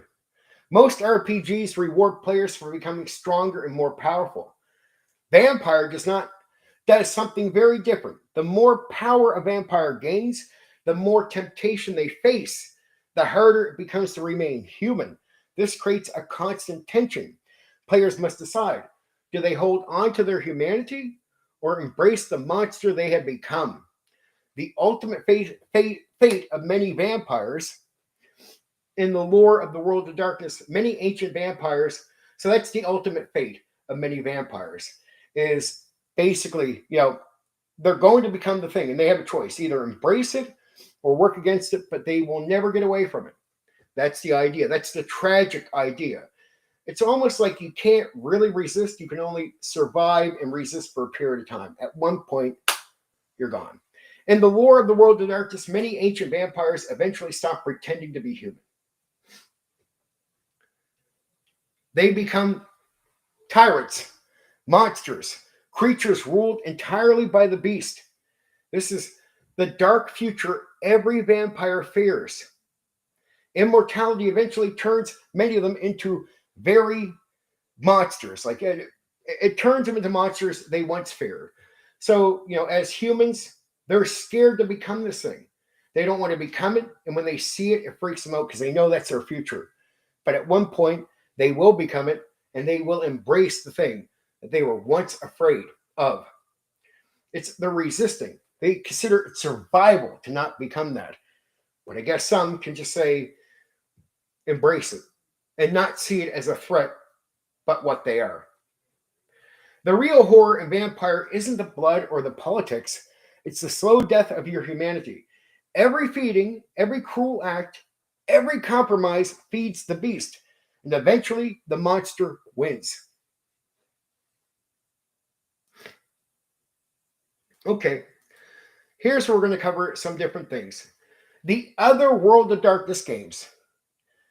Once Vampire became a hit, White Wolf realized they could build an entire shared horror universe. Instead of only vampires, they started exploring supernatural beings hidden in the modern world. Each game focuses on a different perspective on horror and power.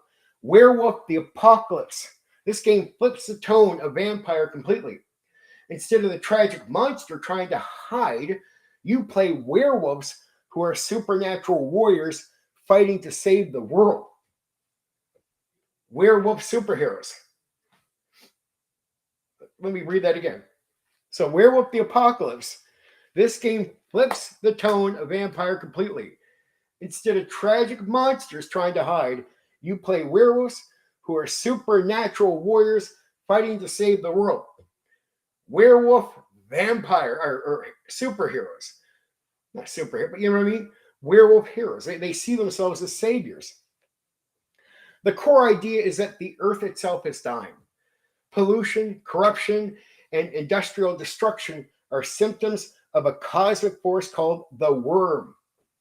Werewolves called the Garu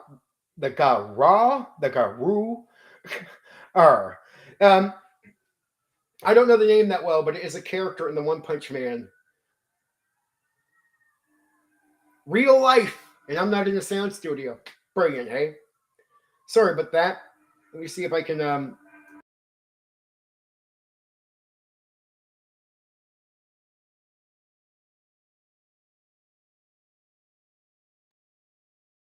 timing. Almost 10 o'clock at night, and somebody's house has to burn down somewhere. Great. So I couldn't get started the fire later. Made it more convenient for me. I'm joking. So let's get back to this. The Garu are. So werewolves are called the Garu are. I think that's the pronunciation. You'll hear that name is actually used again for a character in the One Punch Man. Just saying. That's a note I have here. Name comes. I remember the name. Sorry, from One Punch Man. Defenders of nature who wage a spiritual war against corruption. So this is what they do. Remember, they're heroes. So they are defenders of nature who wage a spiritual war against corruptions, pollution, supernatural corruption. The tone is much more mythic and angry than vampire. So it's more violent, right? If vampire is about personal horror, werewolf is about apocalyptic environmental war. Mage, the Ascension.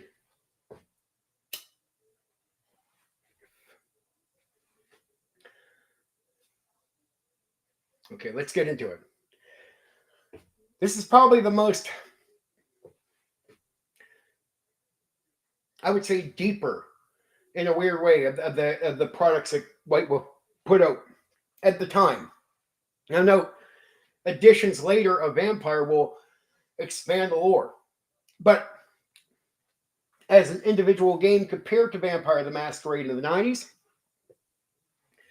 this was a bit of a deeper dive right here. Like Mage the Ascension was a deep dive. Again, it's, how can I say, it is the most deep dive. I personally think there was more detail to this one than the other games. And a lot of people think that and love Mage the Ascension. Players are mages who can reshape reality itself. And that's because of the history of these type of vampires. The twist is that magic works through belief. Weird, eh? Reality is controlled by what humanity believes is possible.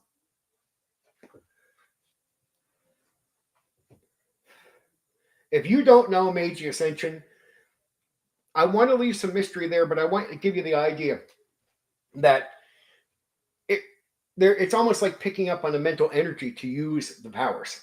That's what the belief is. It's like giving energy to the thing, and then you empower the thing for them to make that real.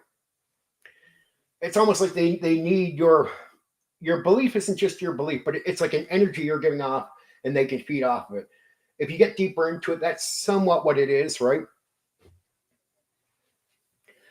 So mages fight a secret war over who defines reality.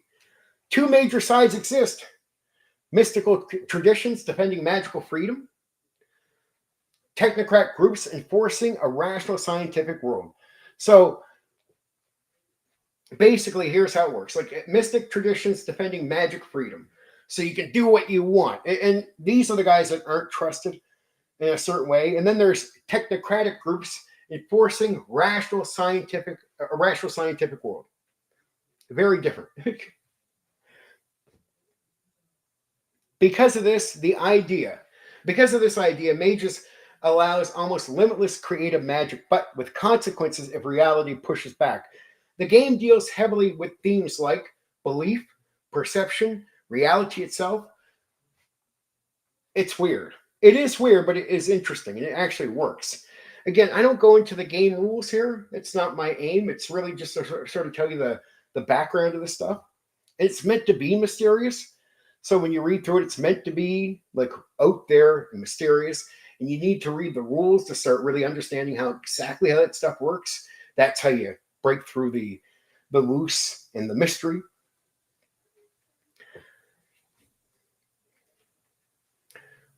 Okay. So Wraith the Oblivion. Let's move on to that game. This is one of the darkest games in the entire line. Players are ghosts trapped in the afterlife. Let me say that again.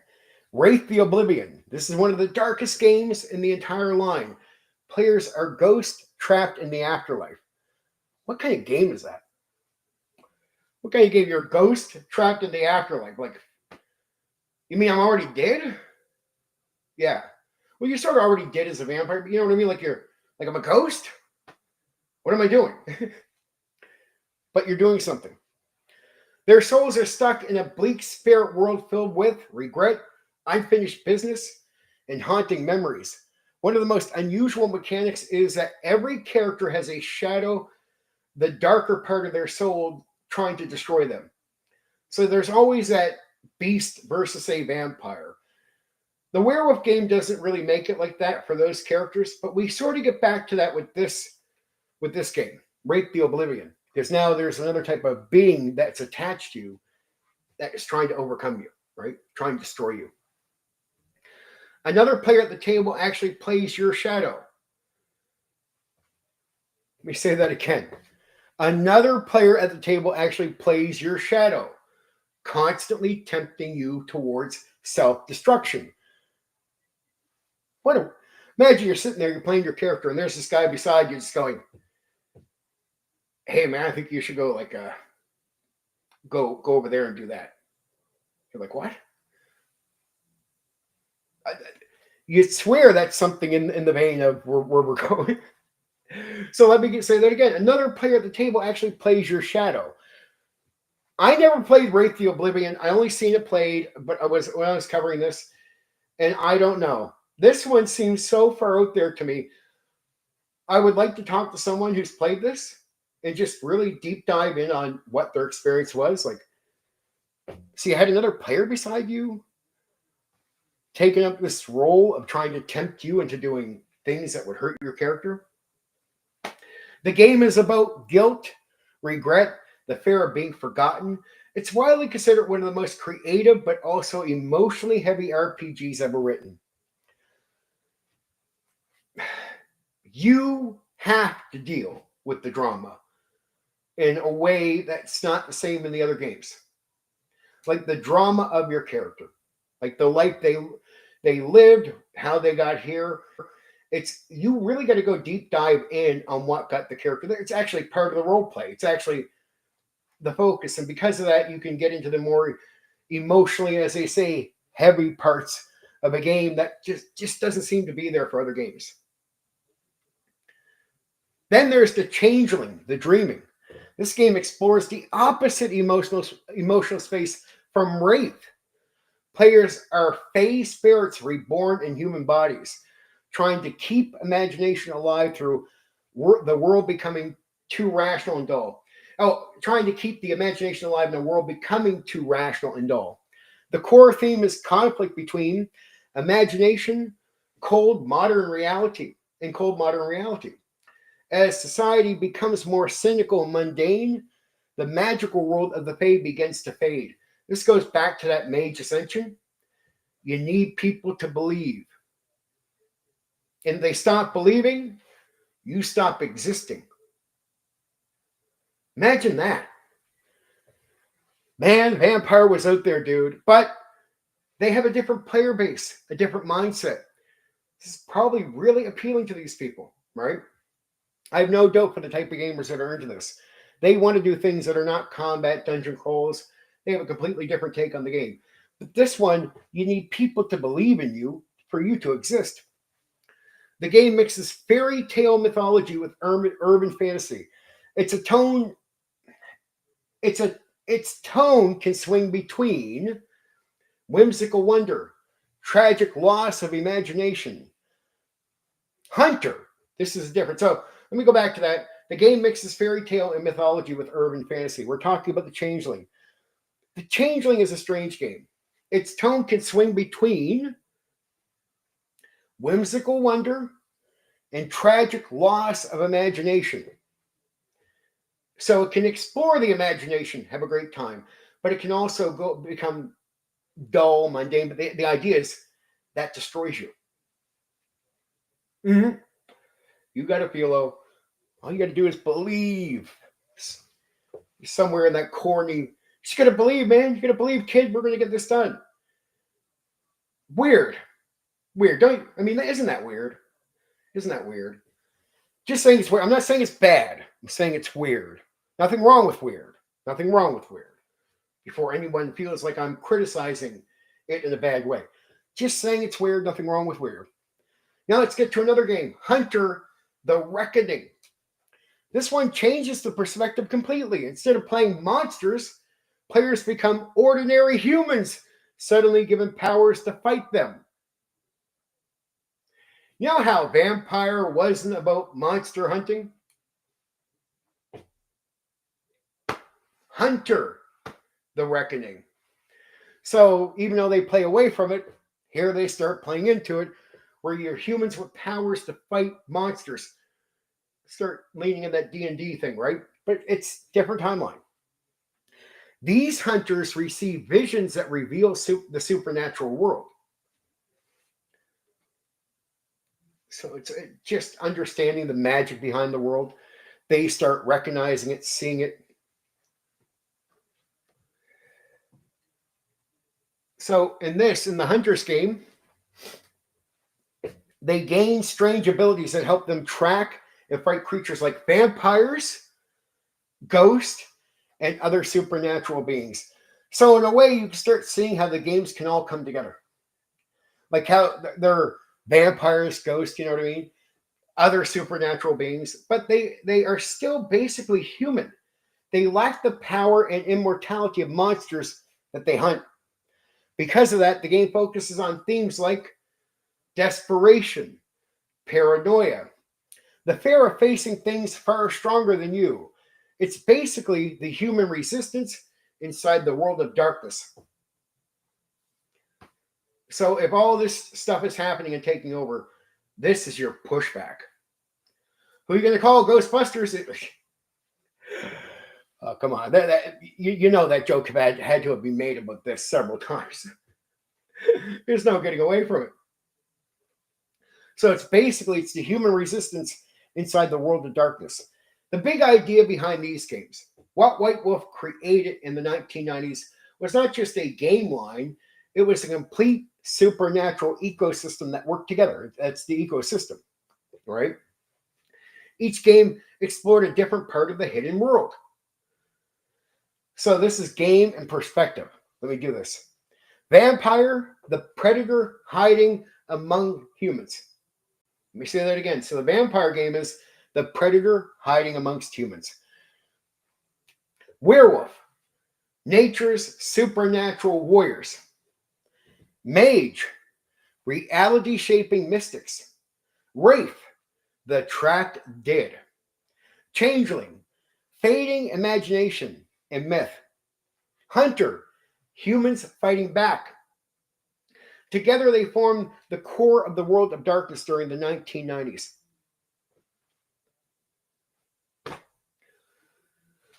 Once Vampire exploded in popularity, White Wolf realized that they weren't just making a game. They were building an entire supernatural universe. Werewolves fought to save werewolves, superheroes, fought to save Earth.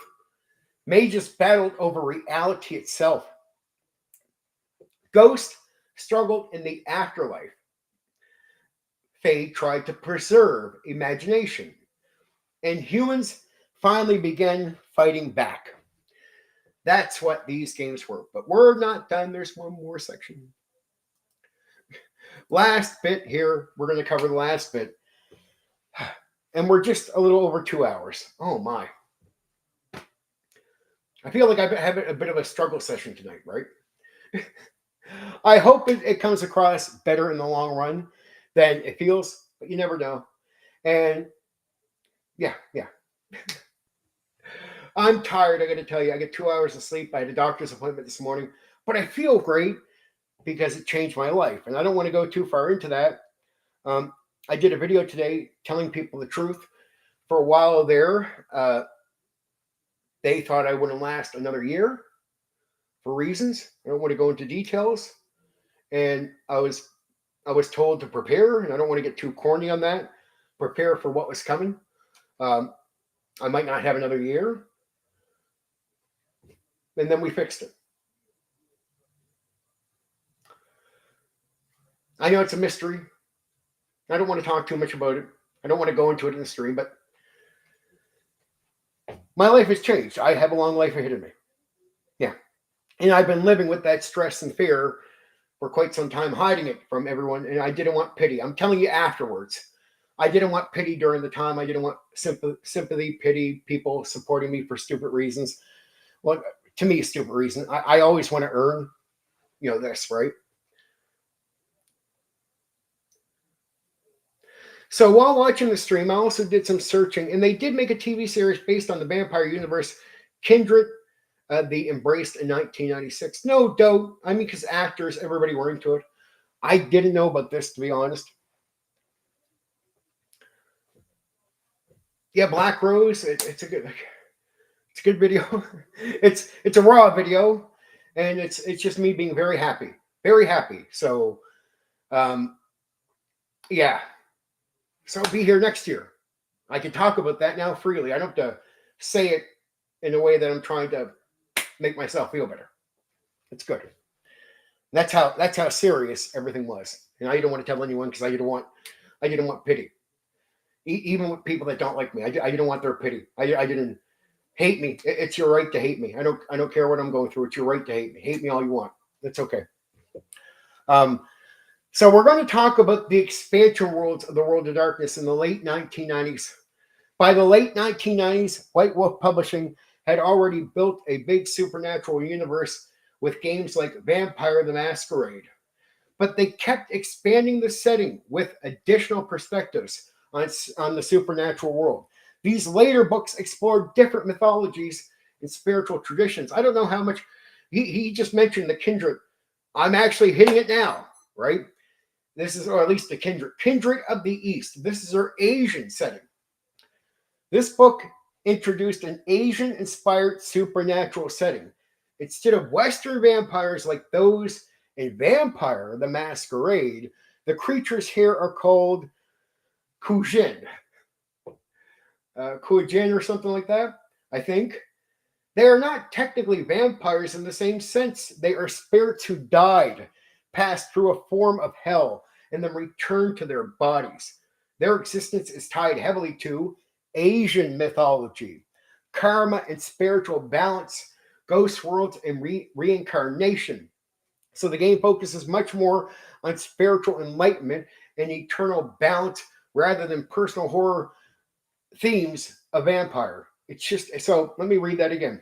So the game focuses more on spiritual enlightenment and eternal balance. You know, makes sense to the world it's coming from, a different view, rather than personal horror themes of vampire. So this is not the same struggle fest you have in Vampire. It's essentially the Eastern supernatural counterpart to the Western vampire setting. Kindred of the East. You know, I'm going to go over these, but I've actually talked to a lot of people. A lot of people don't know, but they know about the mage, they know about the werewolf, they know about the vampire. When I say, what about the Asian setting, like Kindred of the East, they're like, what? Because not everyone just gets everything. A lot of people miss these. And the company actually, the people from that talked about some of these games being missed, but they were doing a lot of extended products because, well, if you're selling well, you keep trying to sell. Stephen Kennedy, welcome, man. Always good to see you, my friend. Glad you made it, even if it's at the last minute here. We're not the last minute. We're not done. I'm going to do some casual time. So if you're around, we'll be shooting the shit, talking stuff. I saw Kindred the Embraced a few years back. Not good, but not bad either. It certainly helps to be a fan or you're bored. I get that. I get that.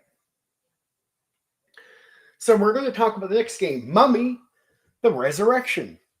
Another game a lot of people haven't heard of that came from the World of Darkness, set in the 1990s. This game explores the concept of immortality through ancient Egyptian mythology. So we go from Kindred in the East, Asian, to now we're going to Egyptian mythology. Players take the role of resurrected guardians created by powerful spiritual forces tied to ancient Egypt. Unlike vampires or werewolves, these characters are not cursed monsters. They are essentially chosen protectors tasked with defending the balance of the world. They possess memories of ancient civilizations and are reborn repeatedly across centuries. Let me say that. So, you ever meet like a time traveler type son? Like, it's not like through a machine, but it's like if you meet one of these guys, you could be hanging out with him like he works with you. You don't know this, and then you see some like picture from like 200 years ago, and you're like, and there's a guy that looks like you, and the guy looks at it, it's like, thinking to myself, that is me. So again, this game explores the concept of immortality through ancient Egyptian mythologies. Players take the role of resurrected guardians created by powerful spiritual forces tied to ancient Egypt. And unlike vampires or werewolves, these characters are not cursed monsters. They are essentially chosen protectors tasked with defending the balance of the world. They possess memories of ancient civilizations and are reborn repeatedly across centuries. The themes here are very different from the other Worlds of Darkness games. Destiny, rebirth, ancient history, spiritual duty. Instead of tragic horror, the tone is closer to mythic guardianship and eternal responsibility. Here's Have you heard of this one? Some of you probably have. Demon Hunter X. This book connects closely with Kindred of the East. It focuses on humans trained to fight supernatural threats, particularly the Kuajin, which are the beings from Kindred of the East. It focuses on humans trained to fight supernatural threats, like I said. These hunters come from mystical traditions rooted in East Asian folklore and spiritual practices. See, you ever notice when they use the word hunter, it's about humans. Go back to Hunter the Reckoning, humans. Get to Demon Hunter X, humans.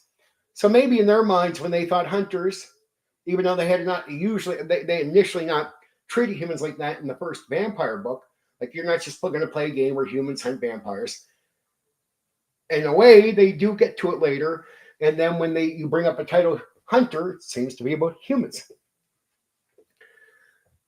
They use things like martial arts, spiritual rituals, sacred weapons, magical training. Unlike the disparate humans from later Hunter games, Demon Hunter X characters are organized warriors with centuries-old traditions of fighting monsters. It gives a perspective of humanity actively pushing back against the supernatural. The big picture, these late 90s books show how far White Wolf was pushing the setting. By this point, the world of darkness included supernatural beings from many traditions. So let's do this. Game to focus. Vampire, Western Vampire Society. Kindred of the East, Eastern Undead Spirits. Mummy, Ancient Resurrected Guardians. Demon Hunter X, Human Monster Hunters. They expanded the world beyond the original Gothic vampire concept and turned it into a global supernatural setting. This is the last bit of the facts, details. By the late 90s, White Wolf had expanded the world of darkness far beyond vampires. They explored Asian supernatural traditions, ancient Egypt resurrection myths, and even human warriors orders dedicated to hunting monsters. So when I say human warrior orders, like groups, you know what I mean, like guilds type of thing, that are dedicated to hunting monsters. And beyond the struggle fest, the messing with words and a few early glitches, god damn, we got to the end somehow. Here we are. How you doing? I'm feeling good, really. Could be some slight disappointment with how that went, but I don't know. I think I did okay. We'll work on this and get it better, sound more smooth, and I'm going to talk to Restream again. I'm going to tell them that, if I go to purchase their services, how many times will this happen? Especially when my end is clean. And talk to them, see if it's YouTube, find out maybe what the problem is. Is it their servers, given I'm in Nova Scotia? I don't know. See, the few Nova Scotia people I know don't use this. So I know some people that stream outside of our content, and they use like StreamYard and that. And I'm like, is that a problem? Well, Black Rose, I hope you guys enjoyed. I love the game, and I really want to sell it to people in a way, give them the history, but really want people to explore. Well, thank you both. I really enjoy the support. Thank you, even Stephen Kennedy, showing up there at the end. I hope you get to, eat into this a bit. It's worth it. Even talking about it tonight, even skipping over things. I want to go back and play now. Well, that's cool. I'm glad, because it's one thing to know about the game, but it's like, no, but the history is good and get the idea. And like I said, I feel inspired to want to play. I'd like to dig back into Vampire almost right away. Right? I'm a nerd like that, I don't really plan exactly on wanting to play doing a stream, but it's like, as soon as you mentioned it, Philo, I was just like, okay. Yeah, I started thinking about it. I want to play. I love these games. I like to bring the whole package together. I would like just to get the 90s set. I don't mind the newer editions, but just to get all the games we just talked about with the Asian and the Egyptian stuff and just bring that entire package together, man. I'd love to make a fucking global campaign, right? Of just vampires, everything, bring it all together into one world. And let's do the ghosts, let's do the Asian stuff, let's do the traveling to different parts of the world, and then going into, everything, right? Dealing with human hunters, stuff like that. I think it'd be wild. And I think people did that. I never did it myself. I played Vampire. I played a bit of the other stuff, not everything exactly. Watched some of it, like Wraith the Oblivion. I never played Wraith the Oblivion. So that I'd be interested in. I heard about people playing it, but I never directly talked to someone like, what is it like to be sitting there playing a character and another player is tasked with needing to sit beside you and he represents another side of your character and he has to keep almost like whispering in your ear, hey, man, maybe you want to drive the car right up there and right off the bridge. Wouldn't that be fun just to see how fast you can go? Like something stupid like that. He's supposed to aim you towards destruction. Yes, Steve Kennedy, I think it's cool. And I think a lot of people that skipped over it missed out on something. Big time. Yeah, like, man, the time traveling thing. I get what you're saying there, Philo. That would be wild. That would be wild. You know what made me really want to dig into this game for this year? It's just going back to a few videos that the Gentleman's Gamer did. Me and him would not agree on politics, so I don't know if he'd like me on that level. He might be one of those people. But I can't deny his talent. The guy is talented. He's so talented, he went and worked for them. See, the YouTuber I'm talking about, Gentleman's Gamer, went and worked for the company that makes this game, that makes these editions. So the guy was taken as very serious even by the company, right? Great writer, very, very intelligent guy. And he could bring a bit of that stage acting bit. And how can I say? You can tell he's working on his confidence now, man. But when he was a younger, more attitude guy before he started working and calming down as he got older, back in his attitude era, that's what I would call the Gentleman's Gamer attitude era, when he was doing deep dives on the clans, man, that guy was wild. I call it his attitude era because you could just tell he was cocky and confident. Now he's a mature guy who's calmed down a lot and he's a lot nicer. And you could tell that it doesn't give him the same edge anymore. But I'd like to see a bit of that, right? Yeah, the Gentleman's Gamer.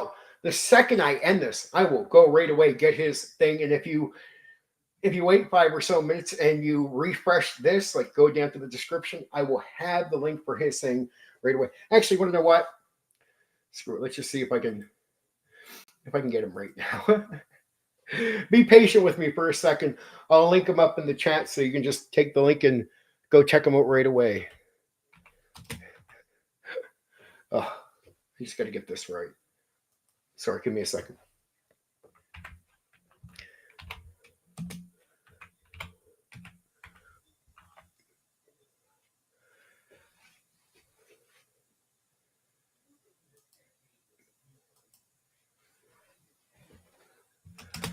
Gamer. Okay, this should be it. Yep, got him right away. Here we go, guys. I'll send you the link in a moment here. Just to pull my head out of my bum. Throw this down in chat. You probably did, but I'll just put that up for anybody, and I'll be able to put this link in afterwards. So that's his channel. I mean, if you got 30 or 40 hours, deep dive. He explains every detail. And there's no way I would keep up with that guy. His speaking level is way beyond mine. He doesn't have see, my problem is, I've already made the video about this. I explained it over the years several times. My jaw was shattered when I was young. Had to go through a bunch of drama putting my mouth back together. I lost being able to speak at one point, even after we got it fixed. And I thought I would never be able to speak right again. And then we fixed it where I can speak, but I can still run into problems, right? It fucks my mouth and my jaw. So sometimes I can hit on pronunciation. If my mouth gets too pasty, sometimes some words, if it's a little bit more drier, I can hit on some words easily, right? That's it. I see. That's what intimidated me about doing some of the covering the games, because I know there's a lot of words in there that I'm going to have trouble with. I just know that now my players, people that are in my personal life gaming with me, they have no issue with these things. It's completely fine. I'm usually more dry mouth, and it's all more settled down. But doing it on here, you're coming to an audience. That can be a bit intimidating, right? And then I got to read, and I had that trouble. And imagine if you don't know that about me, right? So it's like, I feel like when I'm hitting these words, it's almost like I just got to put that note out there. It's like, oh, I'm having trouble with this word. But hey, I don't know. I don't know how it is. Sometimes I see people in the audience more forgiving to other people. Here's what's weird. I do find this. I'll see guys that will half-ass certain things, and the audience will stay with them. And then I'll have a moment like that, and the audience leaves. And I'm like, okay, what is he doing that I'm not doing? Well, that's good. I'm a foreigner, so my funny pronunciations is fine.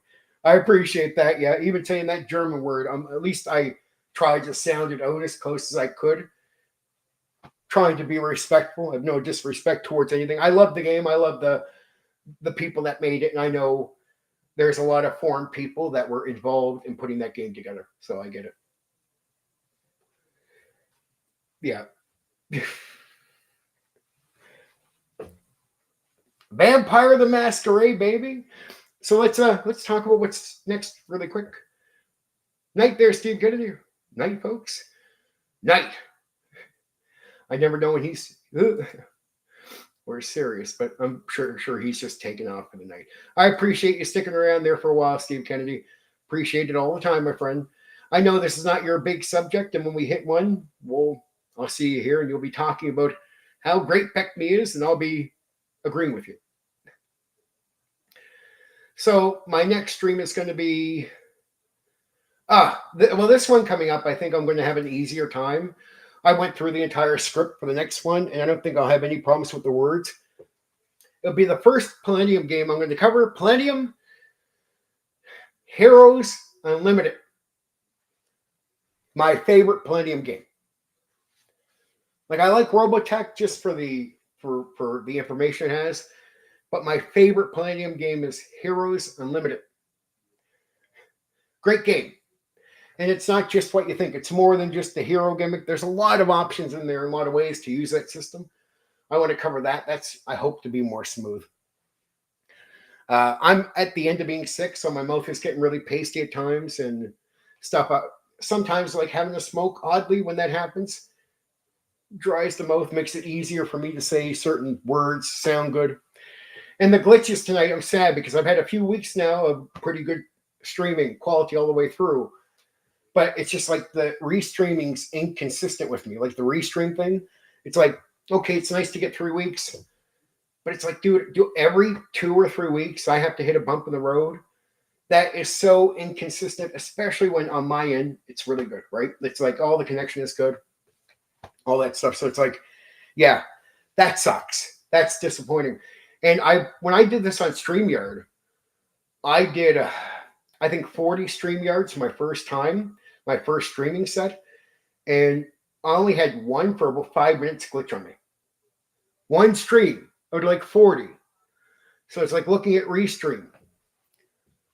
Do you understand what you're competing with? And I sort of get why StreamYard might be making you pay a bit more. Like if you want to save connection, you might pay a few more dollars, but you get it with StreamYard. You want an up and down connection, and it shouldn't, like, I hope Restream isn't like, well, if you pay, you get a better connection. I'm like, oh, okay, that's not good. To me, if I'm going to pay, it means I want to support you, and there's some extra benefits, but it shouldn't have anything to do with the connection. StreamYard wasn't like that. So it's just that inconsistency. And you guys know there's a lot of people out there that don't like me. So sadly, every little thing that happens to me gets played up to take a shot at me, unlike other people. It'd be like everyone else is forgiven. Oh, it's cool with you. Ha ha, it happened to Condor. Let's just fucking roast him. I get how that works, right? Again, we're good. No crazies. Here's the thing, Black Rose. The chat is open. I've unblocked a lot of people, and nobody is here screaming at me. So I'm shocked by that, right? Not being screamed at. But you guys play Vampire. I'm really happy with that. I actually didn't think you guys. I almost thought Black Rose might not really have touched Vampire too much, so that's good. To me, it deserves flowers because when every other game failed to compete with D&D, let alone Vampire competed with D&D, you'd almost say it dominated. Like it won for at least a period of time. It won. But of course, that varies after a while, right? Once WotC takes over in the big sales for third edition, so you could say things change. There's a little bit of a flip at that point, but for a period of time, you'd almost have to say a game finally came out that said, "Hey, Dungeons and Dragons," and ran past them. Because I think, here's my personal opinion, the role play aspect, even if you're not the fan of Vampire, the role play aspect is more appealing to more people. That's what I've encountered in the hobby. That's why I'd always tell the guys that like the dungeon crawls and a lot of things in parts of D&D, I always found them to be a smaller group of people. Like I'd only meet a few of them. I'd meet all kinds of people that wanted to, even in the D&D world, that wanted to do more role play, focus on character development. And you can definitely see once they wanted it and they heard of a vampire, you see the influence start coming across even D&D. And you get a ton of people that want to role play where the character matters. So once players start caring about characters, that's when you start getting this. They don't want to play a grinding game where you got to make 5 characters and the characters aren't really mattering. You're playing a game. People want this to be more than a game. That makes sense to me. So that's it. See, if you make 5 characters, it's sort of telling a lot of people that, well, what about that first character? Do they matter? Is it about your player skill? Yeah. I just found a smaller group of guys that like that. Yeah, so did it. Everybody says that, including myself. This is the difference between new school and old school. We played a lot of RPG systems back in the 90s, different genres, D&D, RM, Call of Cthulhu, Paranoia, Vampire, Top Secret, Boot Hill, Rule Master, Cyberpunk 2020, Cyberpunk, poo-poo, probably more. Same deal. Same deal here. Yeah, that's great thing about the magic back then. And a lot of those products weren't even beautiful when they first came out. It's just everyone wanted to buy. Everyone understood the value of the text in the game and understood that everything else was secondary to the value of that text. And I think that happened because some of the older games were rough in their product putting out. It wasn't like beautiful. And it's like even old D&D. You didn't care too much for the art, to be honest. What you cared about was the text in the game, right? And that was still true back then. And the new school, you could make a game like me for 15 years, make it a mint playing experience. And just the value of that alone, 15 years game testing is just amazing. And it would have been valued back in the old school. In today's world, well, I find people care about things that won't matter. I'm like, when you sit down at the table, what's the main thing you're using that you're buying? The text and the game that comes from the text, right? That's what you're really buying and going to use at the table, right? Well, then all other things, they can be pretty but unnecessary. Second edition had a lot of great art, right? But a lot of the art didn't play out. Nice art, beautiful art, inspire you. But you go into the game and you be like, okay, a lot of that is not going to play out in the game. Not at all. A lot of the images, just beautiful images, didn't play out, but you didn't care because you wanted to play the game from the text, and the game was valuable. So to me, that's still a valuable piece. That's what I've been selling for a while with my games is trying to say to people, man, I put something beautiful together in text in a game, and we can always work on the appearance as I go forward, shit like that. But it's like, man, I want to get this out to you into your hands and let you try this amazing game right away. And if we were back in the old school, my game would sing, right? But in today's world where they care about the art more than the text, I don't know how to compete with that, especially when I don't have the money for a lot of big time art. And you get a lot of people that are sour about the use of AI art. The conversation is all over the place. People always talk about this stuff because the reason it comes up is this: there's something there and it can't be denied, or we would all start deciding it's bad and the conversation would mostly be over. I believe that. But you'll notice that even with the people that are sour towards AI art, they feel the need to talk about it because they do recognize there's something there and that has to be confronted. And what do you say? What do you do? Like, you want to accuse everybody of everything, but it's like you break the legs of some people. It's like, oh man, you can't use AI art. I'm like, okay. So say you're not wealthy like me and you can't really afford a good artist, a decent artist. Like my money comes in and pays my bills, right? I don't have a lot left over. I don't have savings. Honestly, I had to restart my life. I was in a 14-year relationship, go broke, restart my life over, completely broke. And the type of work I hustle for is to have a good life. It's hard to have savings though, and the little bit I do have is for my security. I don't want to throw it all at a game, right? Yeah, I love AI art. To me, I used a bit of it, but I always thought it was like when I used a bit of it when I first put up the game. Now I took out 99% because of complaints, but I didn't put it in there like I was selling you the AI art. People are like, man, I'm not buying your AI art.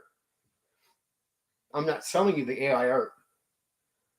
The AI art helps communicate some of the races, what they look like. Like, I was using the art for very, very gamey things and not trying to sell it to you, just trying to help communicate what's in the text. Really, I'm just selling you the text. And I told people from the get-go, here's what I told my customers from the get-go. I understand that I'm using AI art, but people want real art. I can't afford it, but if you're willing to invest in the game, I'm willing to invest in real art down the line. My problem was I went and looked into only text-based games and looked at the sales where there's no art. It's like, okay, the customer crucifies those games. You can make a great game in text, you won't sell. That's what the customer screams at you. Like, you have to look at purchasing. So I'm like, I don't need the customer to say words out loud. They speak what they're purchasing. So I go, okay, the market shows that no matter how good these games are, they don't sell enough for investment to even put art into them, to even make a new edition, or to even make further content. There's not a single game in text that makes it. Every other extension in text gaming is all a passion play by the designer, right? So right away, the customer tells you that if you do only text, you will fail no matter what. So I don't want to go down a road that's only failure. I looked at Kickstarter. Kickstarter needs promotion, people that are well known. They're going to help you promote Kickstarter so you can get eyes on the prize and get investment. And then reputation matters too, right? And I looked at the reputation, the lies told about me. I know that hurts my reputation. I know I don't have a bigger YouTuber that's going to promote my stuff. So Kickstarter, if you look at the people without the benefits, they all fail. So I'm like, I'm not looking to fail. So only text is failure. Kickstarter is guaranteed failure. So these are two guaranteed failures. And I'm needing money to learn more about PDF creation, get real art, but I don't have the wealth to do it, but I have a game that's worth $1 million, right? Like, I have a 15-year tested game. I'm like, okay, what I can do to be fair is you invest, and you get a full game right away. It's actually the full game. So you get that right away.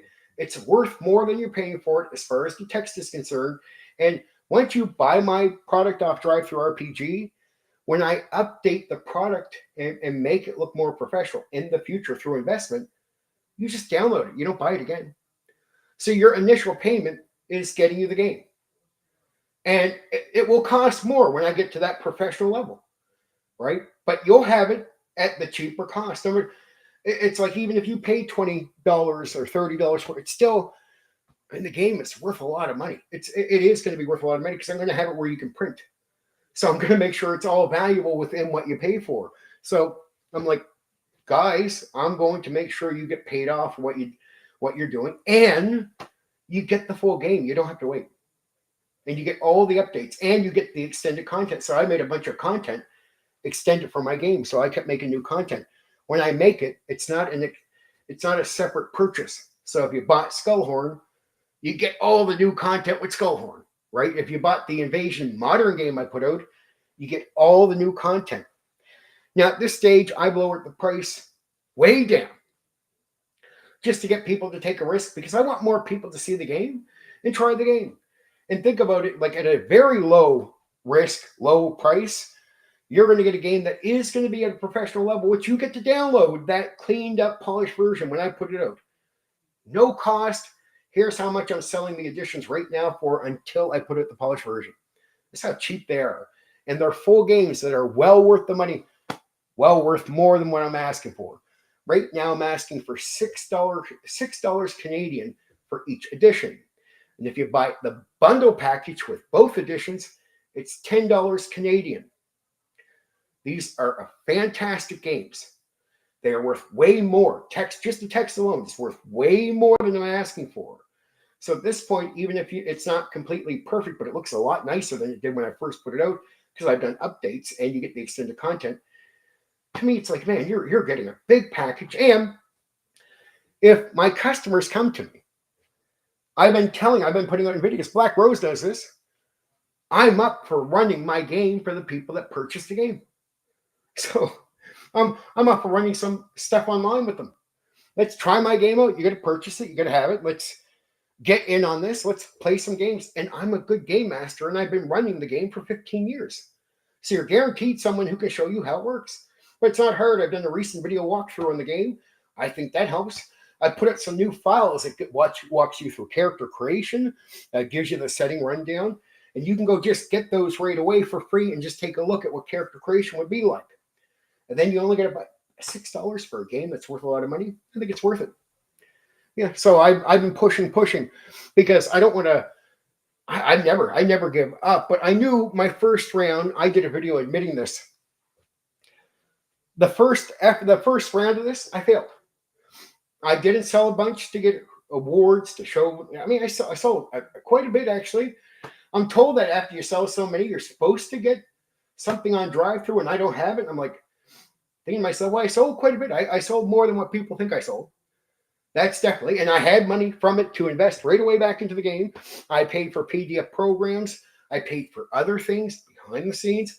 100% of the money goes in because I can pay my bills, and I don't need that money to pay my bills. Like any habit I have is all paid for from my work. Like even this, I don't use none of that money. And I could have put this game out sooner. I could have tried to put it sooner, but I was in a 14-year relationship. I got out of that, and I go from good money to less money and basically no money, broke. And I had to restart my life from scratch at this age. But I'm a hustling, hardworking person, so I did.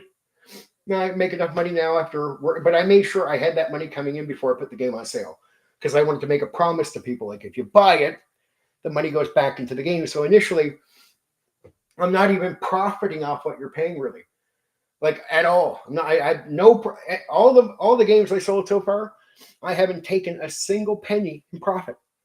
Not a single, all of it, 100% of it, all spent back into like me learning more about PDF. So the updates you see is all through that. Everything, it's all invested back into the game, and I want to continue doing that. It's like I'm not selling enough where I'm getting the money to get, say, new art for, like, I want to replace, the only things I have now is the AI covers. And that does attract some people, at least, to take a look at it, unlike just text-only games. Once you take out all the other art, I have a harder time selling the game. So it's telling people that complain to me out there, I was actually selling some of the copies with the AI art that you don't like. You might not like that I did that, but that's how it worked. And the people knew. It says AI art. I communicated really well. But I sold more copies. When I took the AI art out, I sold less. When I just had just the covers, I sold less. That's it. Just as soon as you start taking the art out, no matter how you think, because there's more people more open to AI than the big heads that are talking on camera on YouTube channels. And this is true when you go to a lot of other areas and customers and AI art, like they don't really care. Like what they want is, oh, do you make a good game? Okay, well, I don't mind. The art does it, but if it's only text only, those same people won't even look at it. So I might have a few people that were sour, but there were people purchasing. When I cut the AI art out completely, except for just the covers, I sold less right away. But I did it to take the hit just to show people, hey, I'm serious. And I was hoping by taking that risk, well, if you're going to complain to me, and unlike other people who keep the AI art in or don't answer to critics, well, I felt like, well, I answered to you. Will you take a look at what I'm doing? No. Well, then what's the point of complaining to a game designer like me who's not wealthy, who's actually selling some of my games? And I tell you this, you criticize, I answer to your criticism to show that, hey, I take this all serious. And instead of proving the point that if somebody answers to your criticism, you support them, you just abandon them, even though the whole pitch was, if you do that, maybe more people will buy your game. Actually, I did it and less people bought my game. It's like, what's the point of their complaining out there about AI art being bad? And then someone like me, who's not wealthy, takes a risk to appease you instead of trying to prove the point to the rest of everyone else. Like, yeah, if you remove the art, we'll take you more serious. I'm glad you've actually taken our criticism serious. It's like I looked at the Sonic movie. The first pitch I put out with the first movie there was this tall, ugly Sonic thing, and people complained. So what did the guy do? He goes back and makes Sonic look like the Sonic from the game. Shorter, smaller. Well, people complained at first, but they rewarded him later.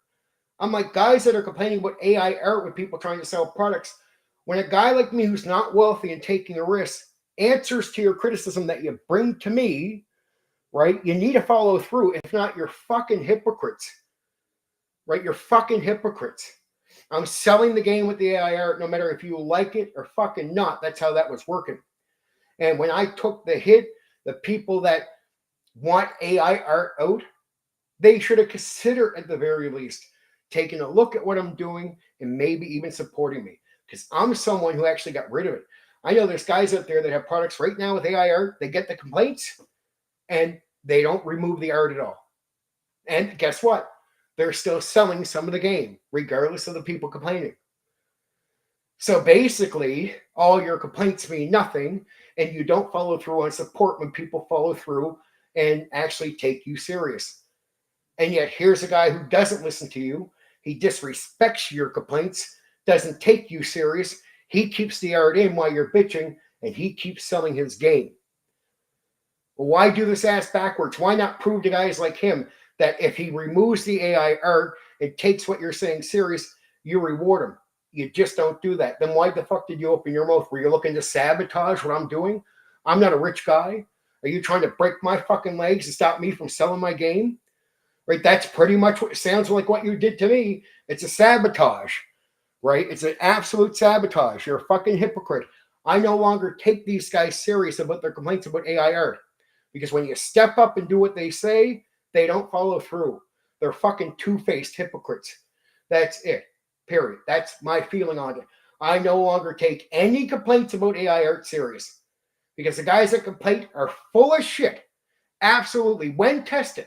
Because it's like, look, if you're going to say something and then, hey, somebody follows through, that's a test to see if you're true about your word.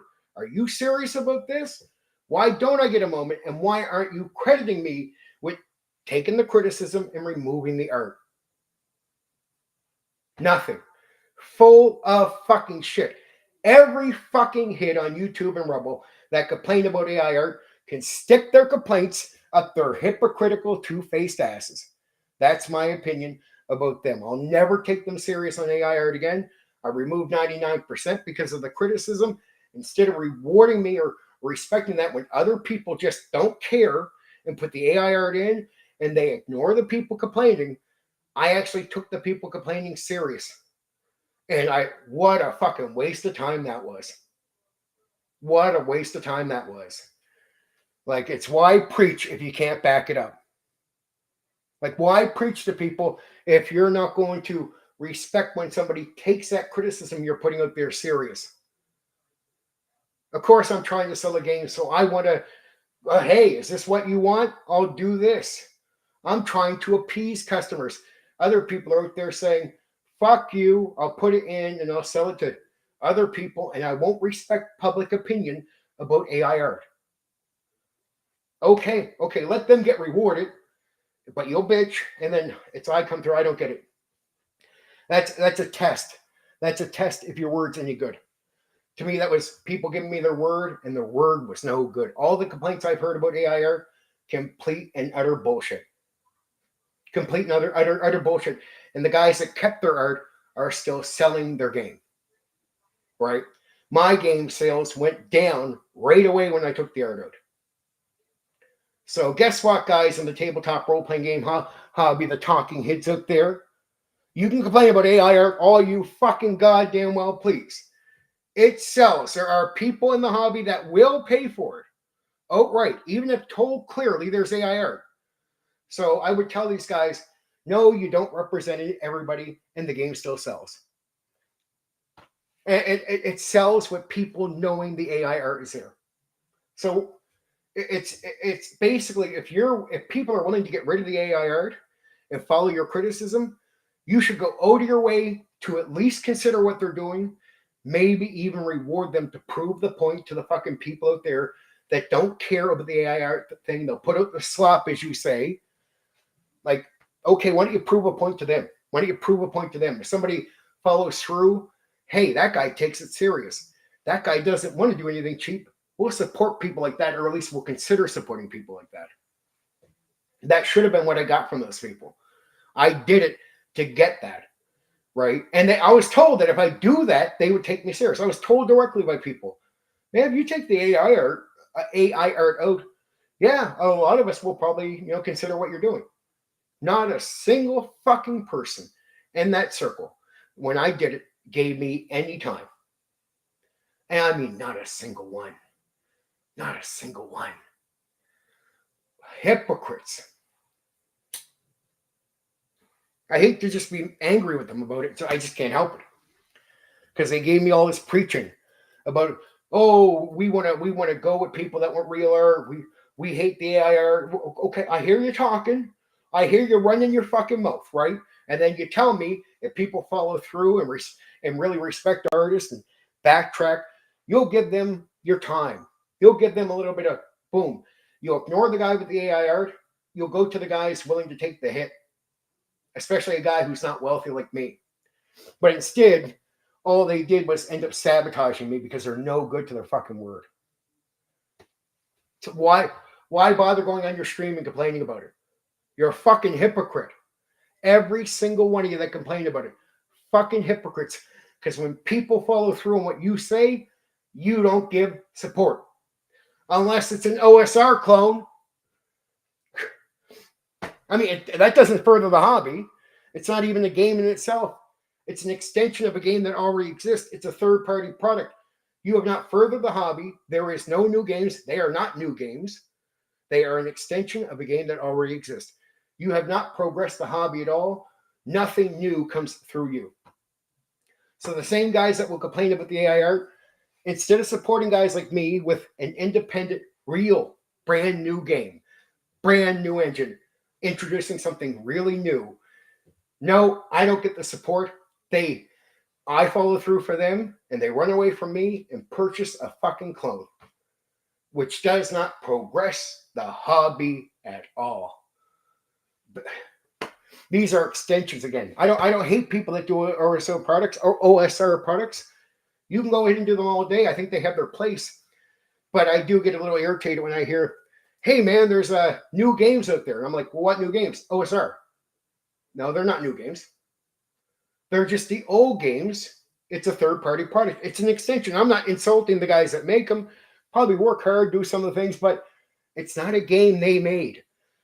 It took me 15 years of game testing it, going through things, getting it right. 15 years of hard work of making a game from scratch. And then some jackass can come along and go, oh, Beck me, copy, paste. Here, I'll throw some ideas from the real world in there. Hey, man, took me about a few months to put this together. I'm a game designer, like the guy who spent making a brand new game who took 15 years of game testing and getting everything ready. I'm on his level. Like, yeah, you copied and pasted? I made mine from scratch. I don't know. I get irritated. It's like people winning a false throne. It's like, dude, I work for the seat. I work for the label. I'm game designer. You made a third-party product. All good. Respect the work. Respect the hustle. But you're not a game designer. You haven't made a game. Because it's like if you're copy and pasting Beck Me, here's my question to the guy making the clone. Did you make Beck Me? Or did Gary and a whole team of people take a long period of time working their asses off, game testing to make that game? Was it you or was it them that made it? So if they did the hard work, you're not the game designer. You're taking their game and you're putting a setting on it with a few host rules. If I'm describing, if my description isn't accurate of an OSR clone, then I think the other person who wouldn't agree with me is delusional. It's not a game. It's not a new game. It's like Gary and them made Beck Me. Gary and them made original. Gary and them made AD&D 1. So when you make the clone of that, you've not made a new game. You made an extension of a game somebody else made. Unlike them, I made my own game. And I'm quite proud of it. And why shouldn't I be? It's not a brag thing. I mean, how many new games are there out there from scratch? Almost none. Do you know how proud I am of the work I put in for 15 years? And what? Some people out there, well, you have a big ego about this. What ego am I having? I'm telling you the truth, and I'm proud of my work. That's all. And the guys making clones have not put 15 years into this like I have. Made a game from scratch. So why do they get to sit on the seat beside me if they have not done the work to earn that seat? So if they get the label and they're going to get the respect, shouldn't they have to work and earn it? Shouldn't they have to work and earn it? A lot of guys just put together so-called games together really quick using other people's rules.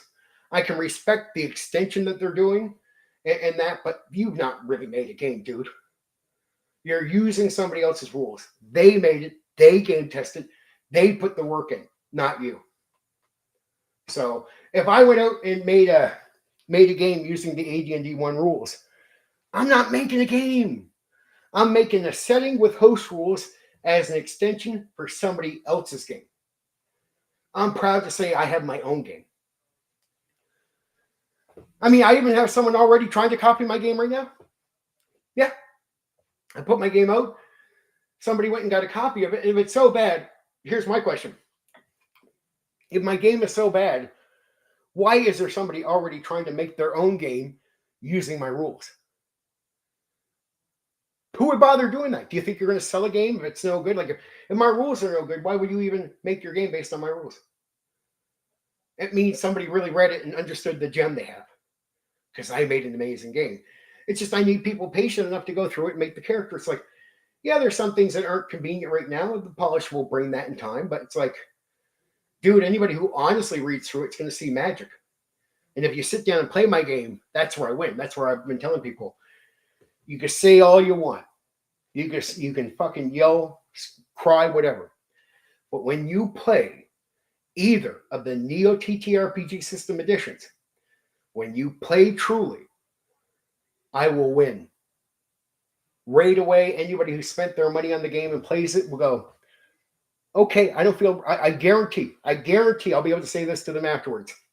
Now that you played the game, do you feel ripped off? Nope. And my game testers all loved it. I admit I gave it to a few people I knew would also play it that are family friends, right? They went back and because they don't have a bad beef with me, they read through it. They went patiently read through it. They had never tried it before. These are just not public people. These are people that don't want to come with the drama on here. They don't bother with online shit at all. None of this. But they played the game right away. They tell me, yeah, it's great. They fucking love it. They even said it's replacing our D&D 5e game. So now this group, the family friends, have dropped their 5e game and are playing my game. And I'm trying to tell people, you are fucking missing out on something through ignorance. Through absolute ignorance. You're missing out on something really good. I got addicted to the game. I don't know what else to tell people. That's why I came out knowing I was confident enough to pitch it rough because I'm like, why wouldn't I be cocky about it? I found magic. So why wouldn't I be cocky about that? I'm cocky coming out going, yeah. Try the game. Okay, I win. That's it. And I still feel that confident about the game now. Right? And I guarantee it's better than anybody who's trying to copy it because the one guy I know trying to copy it has about this much experience with tabletop role-playing games actually gaming. So I guarantee his ideas will flop. He'll have to be game testing his stuff and it's going to break. I hope he game tested. Good luck on him, but a lot of his ideas are going to break because he just has not done this and it's all a guessing game for him. He's trying to replace shit that I have secrets in there that you don't need to understand. You don't have to. You just need to use the game and it will work. There's just things that are underlying that you probably won't notice. And if you remove certain parts, you won't even understand what you're removing and what that breaks. And what I found when I remove certain things, what works and what doesn't. And the kid that's trying to copy my shit, I know it's going to flop on him in a lot of ways because he's going to realize he's going to try something and go, okay, what's wrong here? Good luck, kiddo. Good luck, 15 years of learning the most deep. And remember, I also have been game mastering since 1991, and I have a shitload of experience, right? Shitloads, like just so much. I played from 1987 to 1991 as a player. I was addicted, but I never had a chance to play with my addiction. But it finally happened. 1991, I became a DM, and I turned into an absolute psycho gaming. I'm doing my herd shit over here. But every day, on top of the bit of work I do for those guys, my boys inside of that, I come to the gaming. For the first 3 years, at least 1,000 days out of the first 3 years, I played almost all 3 years, almost every single day. And now to other addicts that understand what it's like to play every day of the month or every day of a couple months, if they had the option, I had the option. And I was in a community where I could just have players all the time. The majority of my days were 2 sessions. It could be 4 to 5 hours each. If I did shorter sessions, it would be into later hours, depending on school and everything else. I could do 3 sessions. That was about 25% of the days, like the weekends and all that, were 3 sessions. And then there were some days, the very odd days, very minute amount of days, where I ran 1 session in the first 3 years. If I'm being conservative, I'll say I ran 2,000, but that's a lie because I ran over 2,000 sessions in my first 3 years. It's not bragging. I was a fucking addict. I never did it for the point of bragging later in my life, right? I just did it because I want to. I never thought at the time I was doing it, wait till I'm 45 and I have a game out there and I'm able to tell people how many games I ran in the first 3 years. I never looked at it like that. I wanted to play the game. I was a complete fucking addict. I just looked back at my addiction and realized, man, I gained a lot. I mean, I don't know anybody who in like their first 3 years ran as a DM or game master over 2,000 gaming sessions. Like when I say I have experience, I don't know, most people, I'm not trying to brag, but I dwarf most people, right? I know guys that tell me, yeah, man, I probably ran like 200 sessions, and that's a lot for them, and that's a lot for a lot of people over so many years. You get it, Philo. See, people get addicted. And if you had the option, you keep going crazy, right? It's just most people wouldn't have the freedom or options. I just had a convenient life that just leaned into gaming, leaned into me having the time for gaming. Yeah, and just forever. More than once per week. It was like every day for me. It was like literally every day. At school, I'd be gaming. At the fucking place I go to, libraries, I'd be gaming. Go to certain people's places. And then I'm part of a military community where they have a big warehouse area where we go game like a small con. Tons of gamers there, and it was military and their families before we moved over to civilian play, right? Yeah, you can attach yourself to the character. I just always hope I like see. Here's what I would tell old school guys. They would go through like 5 characters and they wouldn't care and they'd be numb to death. They'd be numb to character death, right? And I'm like, no, I don't like that. And I want a game that's more survivable. That's why I like second edition, because I found there was a few little knocks that just made it a bit more survivable. And it means it's not so much of a meat grinder. And that means there's really a good chance that it's easier to have a character survive. You could do that with old school, but it was very challenging to get to the point where you had a character survive a lot of meat grinding games. That was most people's experiences. When you got the second edition, you could have a character better have a chance to survive. And that make I like players who cared. But I always said this to my players. You can care about your character. It's going to suck if you lose the character. But the only thing you have to promise me, and if you can't keep this promise, you can't keep gaming with me. I won't be mean when I remove you, but I won't let you keep coming back to my table because I don't want the drama. When you lose a character, you got to be able to be mature enough to handle it. That means even if there was say I had a female player sitting at my table and she's crying about losing the character, as long as it's a little cry and she says, like, I'm okay, wipes away the tears and goes back to playing the game, making a new character, whatever, good, because what it tells me, that's a good thing. Because my main aim is you have a better experience when you care about your character. That's what every player realizes. You have a better experience at the table when you care about your character. I just don't want you to overreact. Exactly, Philo. I hold on to Gary's advice. The player should think and have 20% chance to win, but in reality, they have an 80% chance to win. In a lot of guys' games in the old school, it was 20% period. It was just, there was no 80% chance to survive. In a way, his statement becomes more true with second edition than any edition before it.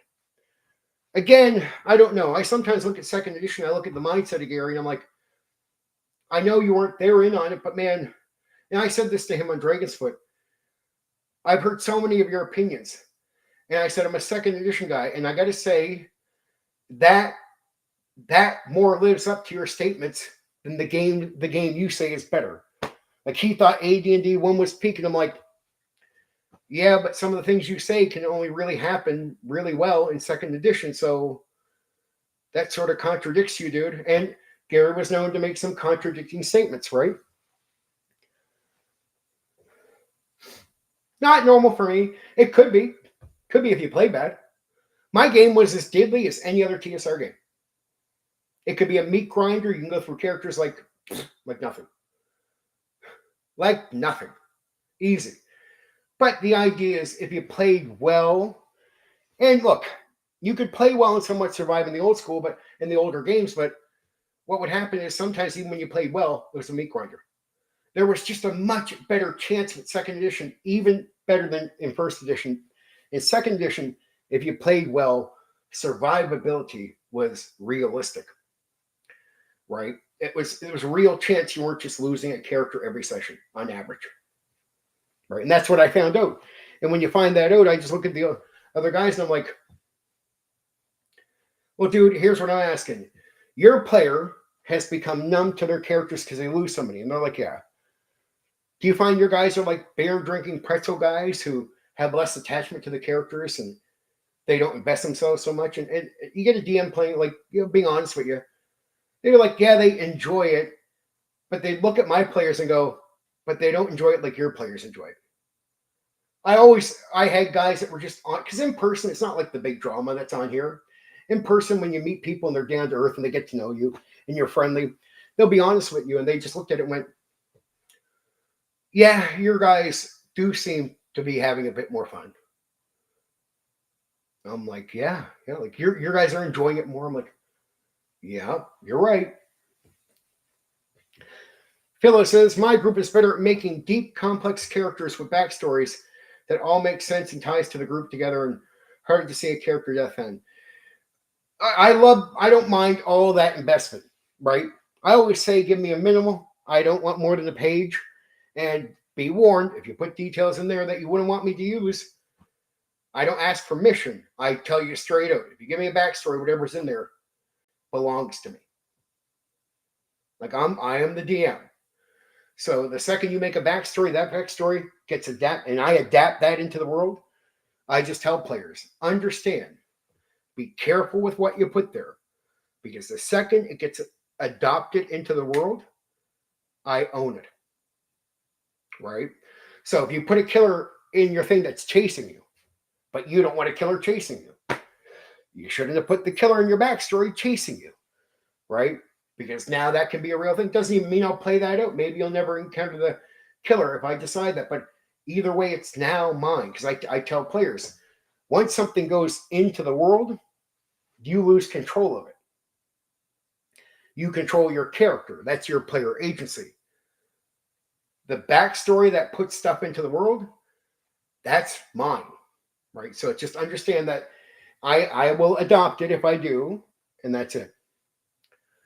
Became a fan of Cyberpunk 2020 character generation and system and the lifespan.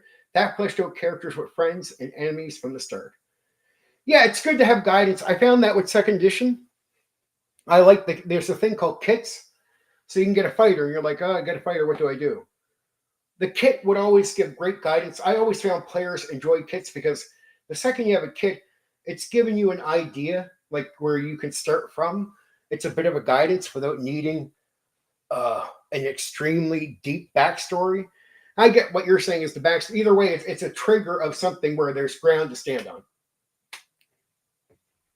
It's good.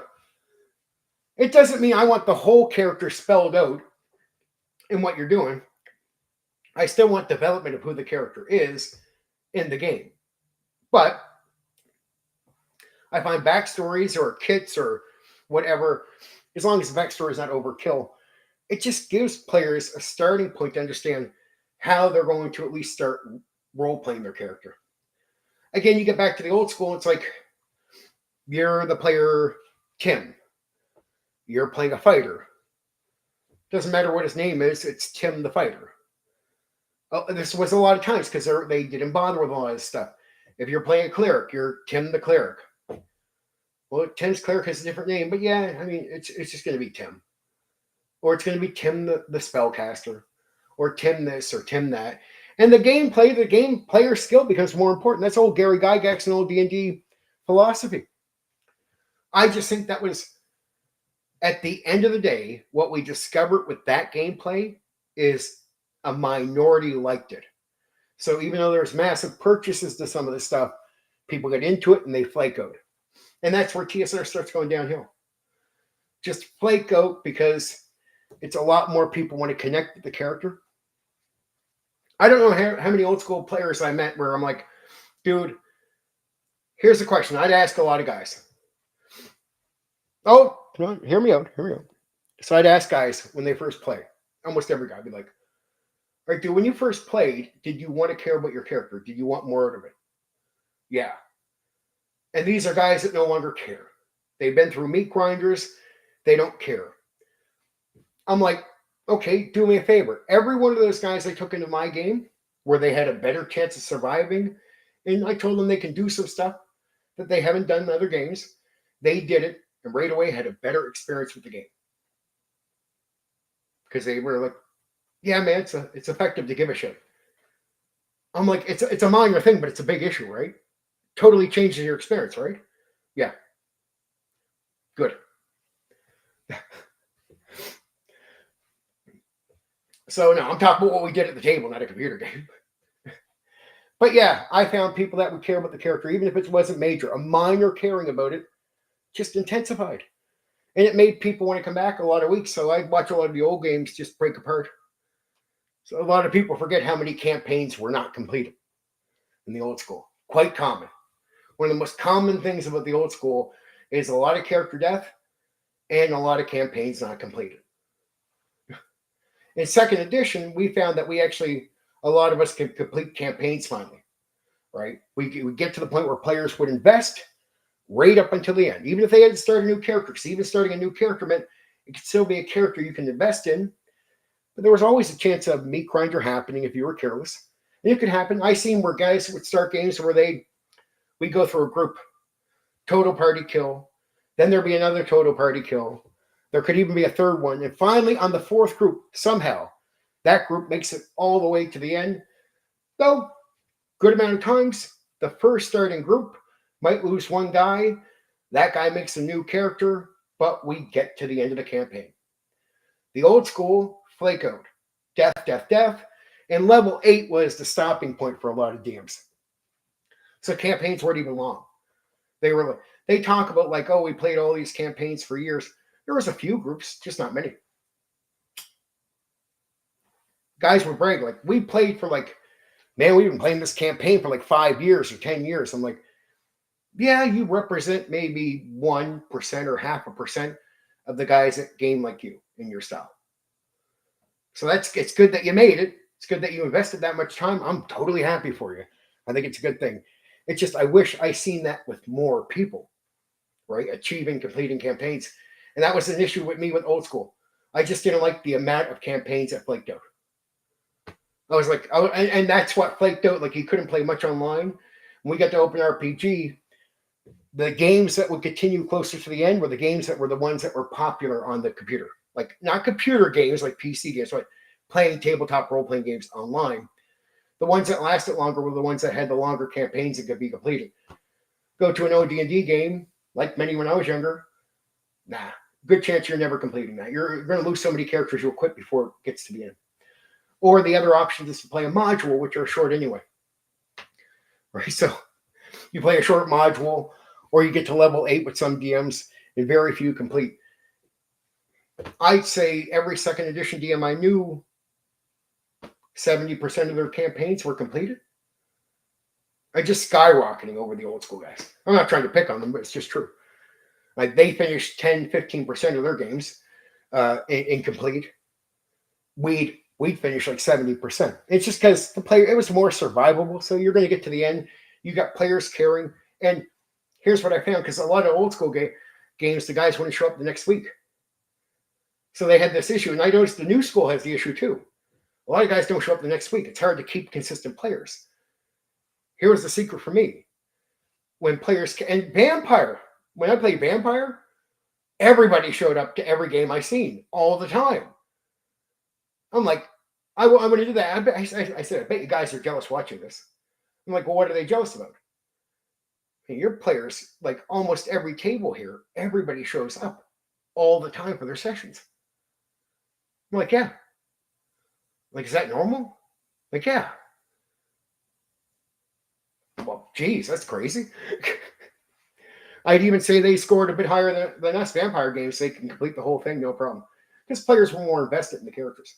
And that's what you find out is there was a minority of guys that like dungeon crawls. And then there was only a minority of war gamers that actually crossed over, because most war gamers thought we played fairy games, right? They'd make fun of us.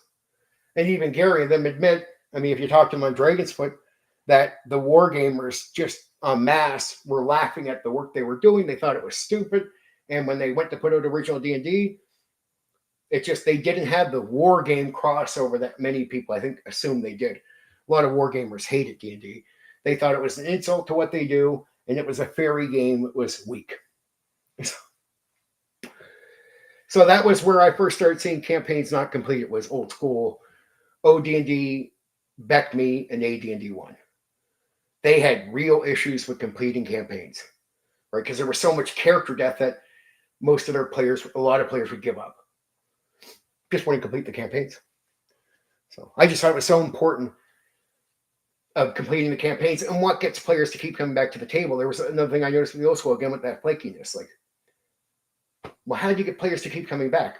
What you find out is when a player cares about what happens next to their character, and their character is somebody who they've cared about to develop, because it's not just Tim the fighter, because Tim the fighter, that character is probably going to die right away. When you get a player that starts really developing a character and caring, it's a care what's going to happen next to the character. It's actually fun and exciting. And I always warn DMs, if you can create that, my warning to second edition DM, my advice to second ed guys was, if you get close to the end of the campaign, never tell them. So why? Because the 30% of campaigns that would flop, the bad part was if you told them they're really close to the end, some players would start flaking out on you.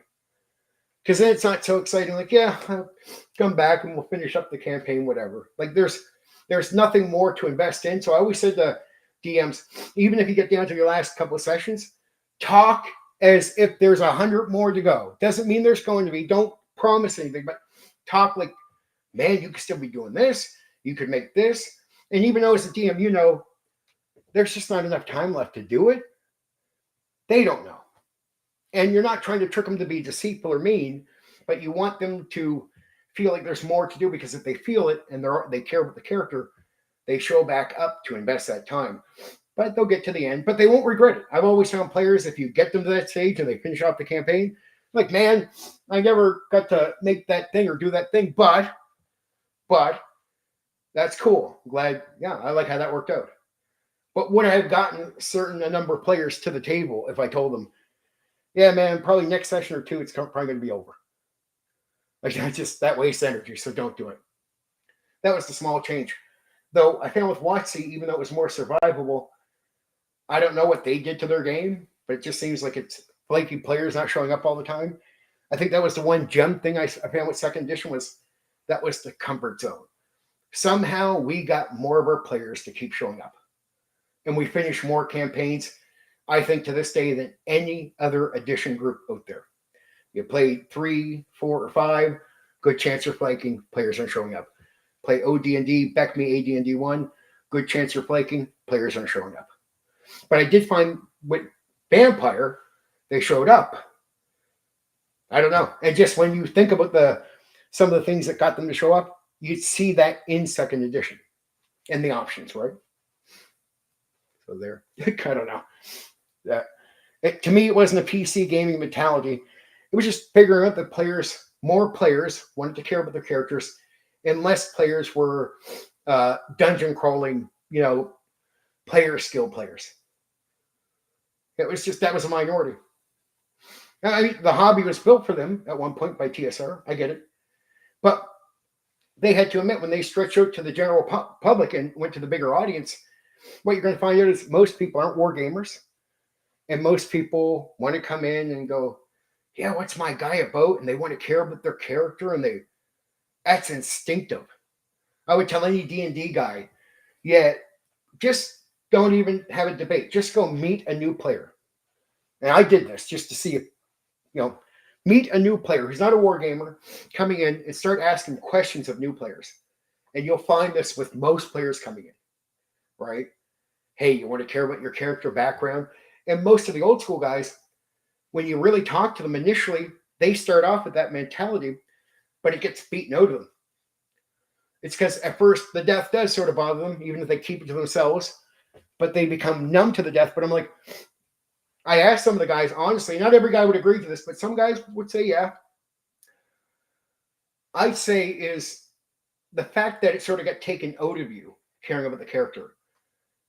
When you look at it, is there something you feel like a bit lost on? Like, is there a lost part of what you're doing? Like, you accept the skill now, but is there still a side of you that feels like, hey, you know what I mean? Like, the character could matter more than it does. Yeah, and that's where a lot of players start, even the guys that accepted character death after a while. So instinctively, players start off as, most, I find, I want to care about the character. Okay, I get it. And as a public DM, you got to understand, in public, I ran for thousands of players, right? So I ran for strangers for years, not a home group. We played it like a home group. It wasn't like at shops or conventions. It's just at the library or somebody else's home. But I provide the DMing for nerds, the majority, antisocial nerds without friends. Bring them together into a group. That was the majority of people in the hobby. From public DMing, because I did so much of it over decades, I went through thousands of players. It's one of the most consistent things I know about the players. Most consistent things I know is players, the vast majority, want to care. And when they do care, the experience is better. It brings them back to the table. It gets them excited about what's happening next. And that's why it can feel very devastating when they lose the character, because you're not just losing a character, you're losing a lot of potential fun. Like, you're actually having fun with caring about the character and excited. So it's not just that you lose a character, it's that you lose a gaming experience. And it takes a while to get back into a character that way. So when you get to a certain point with a character, the experience is great. So I'm not just taking your character away, like with character death, I'm taking an entire gaming experience away from you. In one moment, and you realize if the character didn't die, you keep having the great experience that you're addicted to. It's not just that you're mad, upset about losing a character. You're upset about losing an experience. And a lot of people don't think of it that way. They simplify everything down, and they do it because a lot of guys have agendas in the hobby where they want to belittle what other people are doing. Like, they're fucking, or so something like you. Sounds like a computer game mentality, but they would say it in a way that's to degrade the person's view. But I'm like, it just doesn't work, dude. The majority are the people you're degrading. It's because the minority wanted people to play more like them. And imagine if you're in the minority and a lot of players are coming around and not getting into your style. And that's why if you go online after a certain point, you don't see AD&D, you don't see BECME being played, you don't see AD&D 1 being played. Every game around the year 2000 that you find online or in person, almost every game is a tiny bit more survivable, and you can care about your character. So the trend stayed. The trend stayed, and companies realized it, and almost every game started designing towards it, right? So most games were not designing towards meat grinder who cares about the character. Nobody, except for the OSR now. But the OSR is a group of people that are nerds that I criticize, a bit. And I think they desperately bring back, they have a crowd, and the crowd purchases, but like, they are old school. I don't pick on them too much, but I'm like, hey guys, the OSR had a lot of purchasing power 3 years ago, right? Yeah. It's lower now, right? Yeah, because we're the old school. What does that mean? That means it's not to be depressing, but a lot of our members are, well, I know some guys here. They're alive and they can't game no more. They're they're a walker. Their kids are helping them around, and they're not all mentally there. They stop gaming. So that means they purchase no more games. And these guys were purchasing OSR games only 3 years ago. Now some of them have walkers. If you notice, old school content creators every year are talking, you'll see a number of times go through the years. I don't celebrate this at all. It's not like being in some, it's just, it's what's happening is we're the old school. It means most of our members are going away. Problem with the OSR, because it takes on the old mentality, my only criticism is it draws almost no new players to it. So we're losing customers. That means purchasing power. And the reason you keep seeing people make less money and less money, sometimes they hit for a minute where a surplus of purchases will go over to one thing. But it's not like the other years where a lot of things were getting that much money. Now it's only one or two things, and a lot of things get less money. And the reason is every year we're losing a portion of our purchasing power from customers because they're dying or they're aging out. And I'm not trying to hate on people, but we are at that stage. It's been over 50 years since original D&D came to be. Guys are fucking old. They're so old that they're at that stage. And that means, and the OSR doesn't draw purchasing power from young people. So I always thought that was stupid. I was like, I'm surprised there's not more second edition OSR to try, or some appeal or pitch to a younger crowd. You get the bro OSR guys, but they're not even using their purchasing power towards the old school in the same way. They're the one true wayism. They don't buy none of this shit over here. So they have not come into the hobby to spruce up the OSR. So the OSR had a hot minute. I remember 5 years ago, people got mad at me. I put videos like, guys, you should be appealing to young people now. We still have a lot of guys around, and I kept warning people. And they get being mad at me because they thought I was trying to insult people. I'm like, I'm not. I'm just trying to be a realist. Guys, please, real. We need replacement purchasing power for the OSR. And I said this years ago. I said, so in 5 years, we'll be closer to where we really need it. And that 5 years went by, and I'm like, okay, we're losing people. Okay, and we're losing them rapidly. I don't know. It's almost all the time you have to hear about an old guy dying from the old school. I'm like, okay, so we're losing maybe like there's known people and people that aren't known.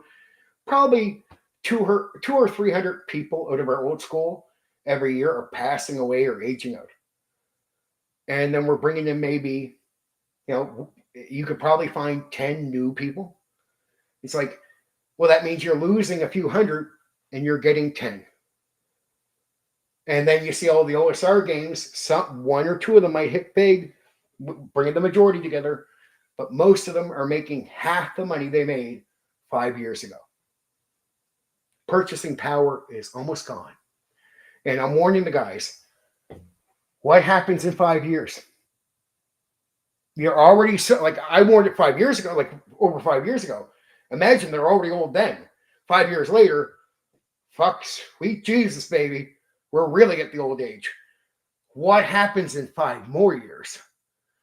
The rapid loss of people in the next 5 years in the old school is going to be surreal because it's going to be a bunch of people around the same age, all aging out rapidly in large numbers. That's my prediction for the old school and the OSR purchasing. And you got almost no new purchasing power coming in behind it. It doesn't matter if I fail with my game. It only takes common sense to see what I'm seeing. And my predictions have been right so far. I said we lose purchasing power 5 years, a little bit past. We have, for real. The market shows it. So everything I said so far has been right. I'm predicting the rapid loss of members is going to be insane. That means at one point as an OSR designer, the money's not going to be there. So make what you can now. Like I put in a couple of videos saying, guys, make the money you can now and bank it. Like, don't go spend this money, bank it. Start making savings. If you're selling some shit, bank that fucking money. Because don't plan on that being the future money you're making. And guys were laughing at me years ago. Like some of the OSR guys were laughing. Yeah, sure, we'll be fine. Okay. And now you hear them acknowledging the problem. It's like, yep, exactly. Yep. You are starting to build up a thing where you need that much money coming in because that's what you're becoming accustomed to. Problem is, money's going to go down and you don't want to make your life where you need to pay for more shit. So I warn guys, like, don't move into a bigger place where you got to pay more money and then depend on making that much money every year to pay for the bills. Because at one point, your money starts going. Because the old school gameplay is not popular. Never has been. It serves a minority. That's why Shadow Dark with the 5e rules have Shadow Dark sold more than the top selling OSR game at the start, at the peak of purchasing. And the reason it outsold is because it doesn't go to the old grind of old school and the rules there. It's more survivable. You can care about the character. And that's the magic right there. Second, you can care about the character. Money. And I remember I was arguing. I went to the Shadow Dark thing, the groups. And I would notice almost like 90+% of the guys were the old school guys. You know what they were telling me, trying to sort of argue with me? That's mostly 5e people purchasing the game. I'm like, there's definitely some 5e people purchasing the game. Not as many as you think. And the vast, vast majority that are purchasing it are old school guys because people forget that TSR failed as a company. What happened? The majority of old school guys stopped playing the old games. Right? And if they didn't do that, you wouldn't have Palladium because we didn't buy 50 million different games. A lot of guys would play different games if you own, but real investment money in purchasing means if you went to play Palladium from D&D, you are playing Palladium. That's what you're purchasing. right? So that's the way purchasing power was back then. You could play all these games with your friends. Your friend would have all the book, and you play from his book, right? Everyone knows this. So if you went to purchase Palladium, you are a permanent customer leaving D&D. What happened to TSR? And it happens during AD&D 1 because if you look at the market shows a drop-off before AD&D 2nd edition even comes out. And we're lucky the drop-off happened because in a way, all those guys leaving TSR is the reason we get a pick-me-up for all the other games. I didn't even think we'd have Palladium games today if TSR didn't fail. So it's a great thing in a weird way. TSR failing with the older editions because it's made for a minority means the majority leave, but they don't leave the hobby. They take their purchasing power, and because of them, we have Palladium games. And probably even early on, because of them, if you look at the history of Vampire, that's why I kept saying old D&D guys went over and were the majority of their people. It was the majority of their purchaser too. So it was people leaving D&D and then purchasing Vampire. If you don't get that purchasing power leaving TSR before 2nd edition, because that's the timeline of these games, it has to be before 2nd edition, White Wolf, their game might have flopped, right? Just not enough people buying it. And not enough to keep it up until you get to the goth people from the outside coming in. That took a little while. Palladium, wouldn't have been enough people purchasing it. You wouldn't see further products. You probably wouldn't have seen the Palladium as we know it today. And why did they leave when you talk to most players? It was the meat grind. It was, I don't want to play Tim the Fighter, Tim the Cleric, Tim the Wizard, Tim the Thief. I want to play a character who I can invest in, and there's a good chance he'll actually live and get somewhere as long as I don't play stupid. And that's, all players agree with that. If you played stupid, even the guys that like to care, they say if you played stupid and lose your character, they're much more forgiving and understood and come back to the game. But they just didn't like it where if they tried really hard, but the game just kills you anyway. It just doesn't fucking matter how good you're doing. Like, your good decisions don't survive you to the end. It's like, dude, that means I don't got time to build up a character. And that means even if I want the character to be somebody, I'm forced to play me, Tim the Fighter. I have no time to develop this guy. He will die. I got to play Tim the Wizard. I got to play Tim the Rogue. I got to play Tim the Cleric. Because I simply will not have time to care or get him somewhere. And that will be constant in the old school. And what the minority guys that liked it found out was most guys don't like it. That's why by the time we get to Open RPG and online, OD&D, BECME, and AD&D 1, you cannot find a game. You can't find anybody running them. It's because people just abandoned, and these groups went inward. So now it's just the same guys playing together forever, right? But in the more open market of gaming and where you can play the games, the main game was 2nd edition, Vampire, all games where you could care, invest, and it mattered.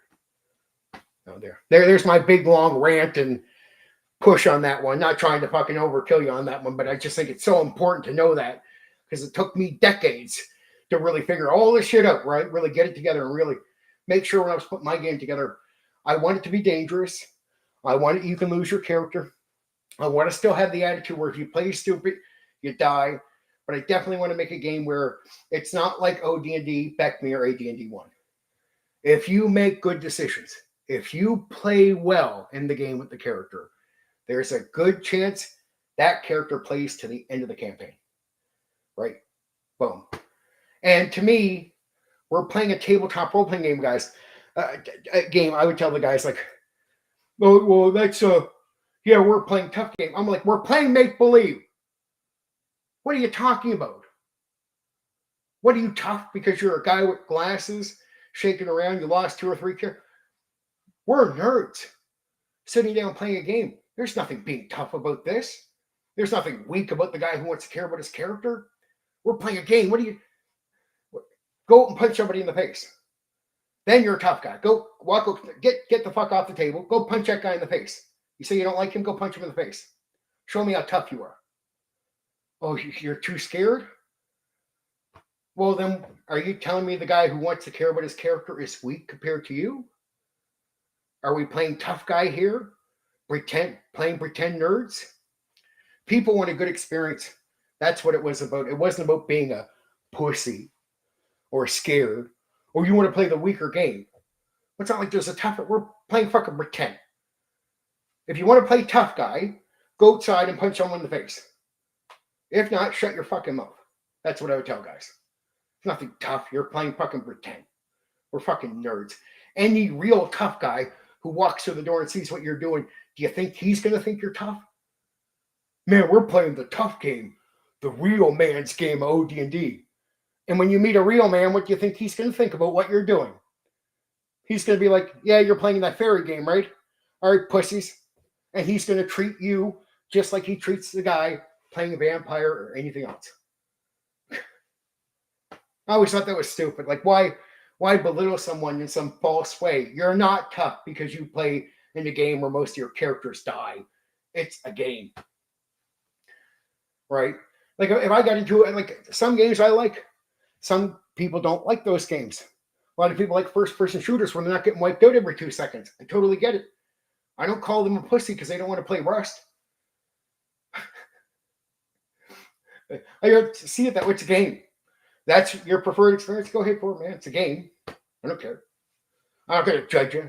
I don't think I'm tougher because I play a game where my character dies a lot. I don't know how that mentally makes me tougher than you. We're playing pretend. It's a fucking video game, for example, in that situation. So I always thought that was weak sauce arguments from old school guys. Like, yeah, they're playing the pussy. Like, just stop, dude. Stop. You're a nerd. You're not tough. Shut your fucking mouth. Just let's be absolutely real with who you are. You're not that guy. Don't play that guy. Right? Just not real. Absolutely not real. No point to say, oh, it's a tougher game.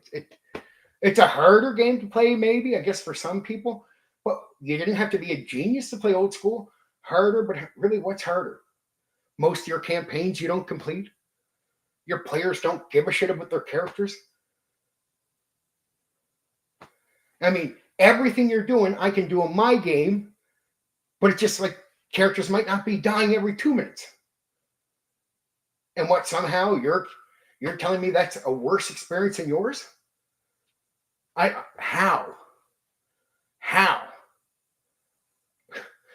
How is this guy more weaker than you because he plays in a game where his character has a slightly better chance than yours? What a stupid way to judge another person's experience in the hobby. That's why I don't judge vampire people. I don't do none of that. I think it's all stupid. We're here to have a good time, be nerds, and play games. I'm not here to pretend I'm tougher than you. Like, oh, I play 2nd edition. You play 5e. You play that pussy. I'd be telling him, I look at myself in the mirror, just shut the fuck up, Steven, you're a fucking idiot. Stop being so fucking antisocial and stupid. It's just absolutely has no basis in truth. You're not tougher or playing a real, like, you playing a harder game doesn't mean it's a tougher game. And it sure as hell doesn't mean it's a better experience.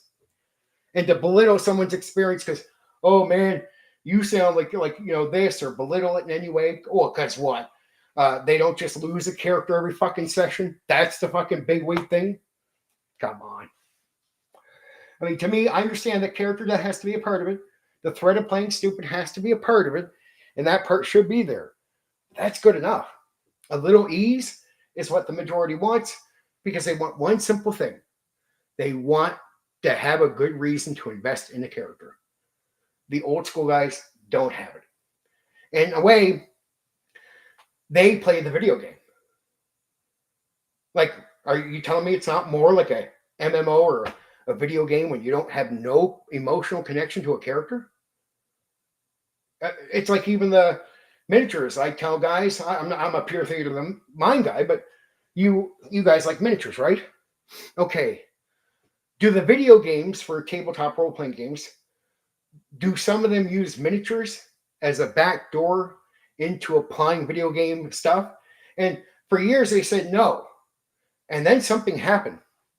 Because I kept telling them, I predict that your miniature gameplay will be used to bring video gameplay into the hobby. And they're like, no, that won't happen. And then the thing called 4th edition showed up on the market. 4th edition D&D. And what did it do?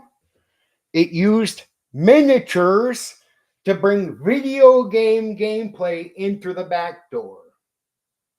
Right? No one can deny that at all. That's in everyone's face. It's openly talked about. So it's like, there's your gameplay. You have no emotional connection. You're playing a game that means nothing. You might as well be playing the video game. The game where you invest in the character is something you can't just casually do with an MMO video game. How is that a computer game mentality? You can't really do that in computer games.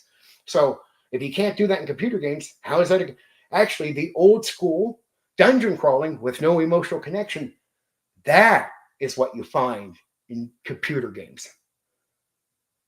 That is what you find in video games. When you find players investing, you can't do that the same with video games. That is something unique to what we do. And once you realize you don't belittle it because it's not true, it's the unique part of what we do. It is the minority playing that affect me, AD&D 1. That mentality is more video game than it is a tabletop role-playing game. And what I think they really developed into was, I'd say peak center is 2nd edition. Because it has a mix of this tough old school play. It eases up a bit. And it does just enough to let players invest with a slight bit of survivability that they didn't have before. And that slight bit changes the entire game, but for the better. And it separates 2nd edition from a video game. Because you can't do that in a video game. Same thing with Vampire. Vampire, because you can invest in characters, you can't really invest in characters in an MMO or a computer game. Basically, you can invest in a computer game character the same way you invest in a BECMI, OD&D, or AD&D 1 character. You'll be Tim playing that character in the Final Fantasy MMO. You'll be Tim playing Tim the Fighter in your AD&D 1 game. But if you come to my 2nd edition game, now Tim can play Roderick, the fighter, who has a bit of a different personality than him. He's actually been playing Roderick for a while and developed the character, something no computer game offers you. So to say that's a computer game mentality, show me the video game where you can do that. One doesn't exist. But where can you just play a character you're not really emotionally connected to? Where can you find that comparable situation? You find that with OD&D, BECMI, and AD&D 1. And most of those guys are the guys that push miniature gameplay. And what did I predict before 4th edition? Miniature gameplay would be used as a backdoor to bring video game, actual computer game gameplay into what we do. And people thought I was full of shit, told me I was full of shit. And then when 4th edition came out, I went to guys like, am I full of shit now? Am I full of shit now? And some guys wouldn't reply to me at all. Some guys were like, okay, dude, yeah, like that's pretty powerful. Yeah, you called that. I was like, yeah, I know I called it. Because it was obvious. Because the way you use miniatures is the way you use characters moving around the video game. Because you're moving by spots, spaces, there's rules. It's a structured way of moving your character around through the miniatures. If you go a little bit more freehand with pure theater of the mind and go to basic rules, it's a lot harder to use basic rules in the video game. So you see it with Divine, you see it with Baldur's Gate 3. Baldur's Gate 3 is miniatures, but it's miniatures with the video game thing where it's been adapted from 4th to here. I knew it was a backdoor. I warned people about it too. I said, you want to know how you separate your game from a video game? Play pure theater of the mind. They can't copy that so easily. And they won't. They'll never. At this stage, they still have not done that. And I predict they never will do that. So not to insult you, dude. I just heard the argument before. When you say it sounds like computer game mentality, well, that's absolutely wrong. It's the opposite. It's the thing on the opposite side that is the computer game mentality. And I haven't heard, when I bring up this argument, I've not heard somebody be able to debate me on this. I've been waiting for somebody to come along and win the argument. I've been doing this for 30 years, ran thousands of sessions, thousands of players. I don't just say that. I can put it aside. It doesn't even matter if I did that. I can reason it out, ring bells. And worst thing is when people debate me on this, the more they listen, the more I make sense to them. And the more what they thought falls apart. Right? Because you start like, yeah, 4th edition did do the miniature thing. Yeah, if you don't care about your character, that's more like a computer game. And caring about your character and developing your character and a character having a chance to last, like that's completely opposite from the experience you can have with a computer game. You will not connect with the character that way. You'll connect with that character and you'll likely die a lot in the game. Go play Final Fantasy VII, you'll lose your, even if they let you repeat. My point is you're playing in the game where your character's dying a lot, just like in the old school, and you make no connection. So a lot of the guys that are playing MMOs, you notice they never finish them. Like, do you know how many guys have not finished Final Fantasy? The MMO stuff? Tons, the majority. Why don't they finish? Because you play the character for a while, but you stop caring. In a way, you didn't really care to begin with. You like the gameplay, but that's what you're invested in, not the character. Right? Oh, it is. It is. But my problem was, and they did. 4th edition, I agree with GM Cody. There's a GM Cody guy I interviewed. 3rd edition was less of this, but 4th edition and 5th edition takes on the computer game mentality.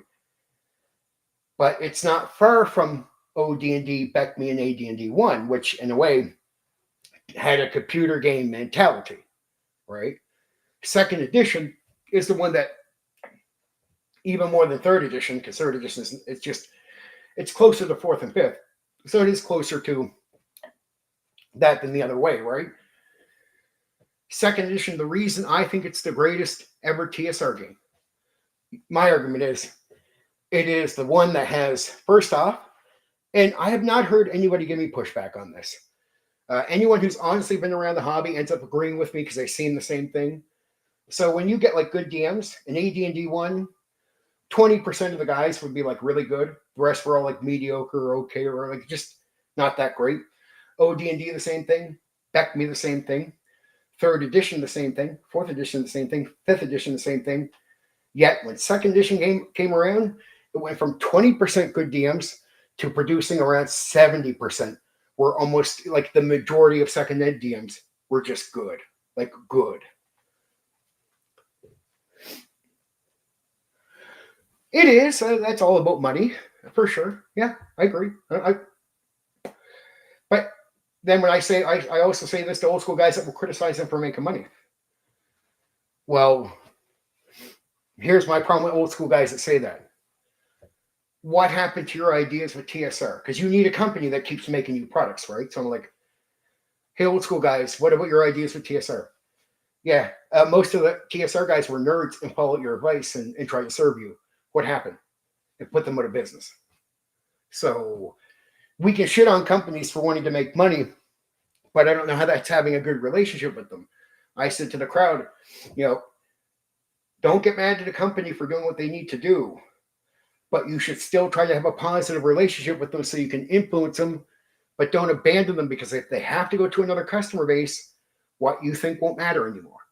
And they'll go even more towards things you don't want, where you'll have no influence because you bitched at them instead of saying, you know what, they're a company that needs to be able to make money to serve us. It's just the old nerds were not concerned that you would hear their ideas. And I'm like, even before TSR went into business, I was like, I would say to guys, see all those old guys over there, the AD&D 1 guys? Yeah. I said, if Gary and them listened to those guys, TSR wouldn't have lasted to 1990. It'd already be out of business, because these are nerds that are picky, but they're not concerned about the market, and they're not concerned about making sure a company makes money so it can survive to make products for them. Yeah, not in the first bit. So if you know the history of the market, go check it out. The first bit is all about developing. A lot of their money comes in, goes the opposite way. But now they make so much money because they abandon guys with bad ideas. I hate to say it, they abandon the old school. So they abandon bad ideas. And now they have customers that don't care so much about that. So they make more money for investors in that. But it's because they're already making money for the games. It's like they've already done that work, but they did that work early. But I'm like, too bad the customer base didn't support TSR. Because I said, guys, I even warned them before TSR went out of business. There's not going to be another TSR. And whoever takes this next is going to go in the opposite direction because you didn't come through. Yes, they're going to experiment. And WotC, here's the funny thing. They were like, well, TSR did this, so we're unhappy. I'm like, yeah, you can be unhappy sometimes, but just go purchase some stuff. Invest in the company so they exist later. And they're like, oh, but WotC goes and does the same thing, but they go after a different customer base. The only difference is same practices, same way of putting out products, but they went to a customer base that said, yeah, fine, we'll take a risk. And we're not even sure if we like this game, but we'll buy that one. All right. And they bought the stuff, and they kept going to buy the stuff. When TSR guys, nerds, were just too picky. I'm like, you are going to kill your own thing, guys. Like, there will not be another TSR that's going to serve you if you fail them, because the next company that buys it will not trust you as customers.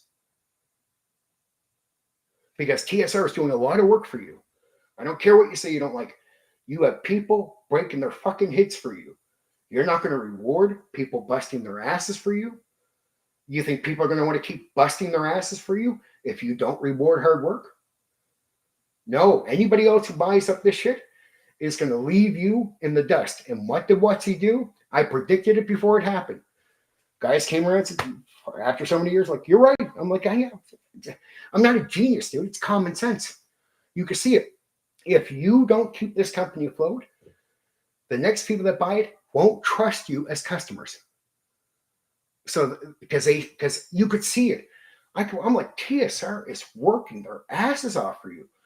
Honestly, I've never seen companies serve their customers, like do the work to serve their customers, like the hard work that the TSR guys were doing. It was like a big insult. It was a spit in their face. I mean, these guys are breaking their fucking heads for you and trying to bring in new customers. So, because they're a company. And you're going, well, that's not exactly what I want, so I'll be a nerd. I'll be super picky and not purchase. And so even if they brought in a few new people, they lose your purchasing power. The company goes out of business. I'm like, guys, if you don't show that you're good customers, nobody will want to serve you. How does that not make sense? You got people busting their asses for you. Stop being so fucking stuck. Don't put your noses up in the air with a stick up your ass. Stop being so picky, because customers in any other field are not like this. And a lot of ideas were actually pretty good, but imagine you're just a picky nerd, so you blind yourself to things that might be interesting. Like Birthright, barely sold. Fucking great game. Had war game stuff, barely sold. I'm like, they brought out wargaming for that, and you still didn't pay them off. Like, that was demands you wanted. They worked their ass off. You still don't give them the money because some minor thing. And I swear, nerds would be like this. Oh, there's this minor thing I don't like. Okay, I'm not giving you my money. I'm like, there's no other customer base in any other market that acts like this, dude. And you're all acting like this en masse. You're going to crater in the company, being this stuck up, and you're fucked. Yeah, but they continue. Like, here's the thing. Doesn't matter. They had better purchasing power than the old guys. Why? It's not that the old guys don't have the money, but they're not purchasing. So that means even if the young guys don't have as much money, they're still taking the bit of money they have and spending more of it on WotC than the old guys were spending on TSR. Isn't that a shame? You have more money, and here's a younger crowd coming around that has less money than you. Well, it is, because the old guys put TSR. There is no getting around this fact.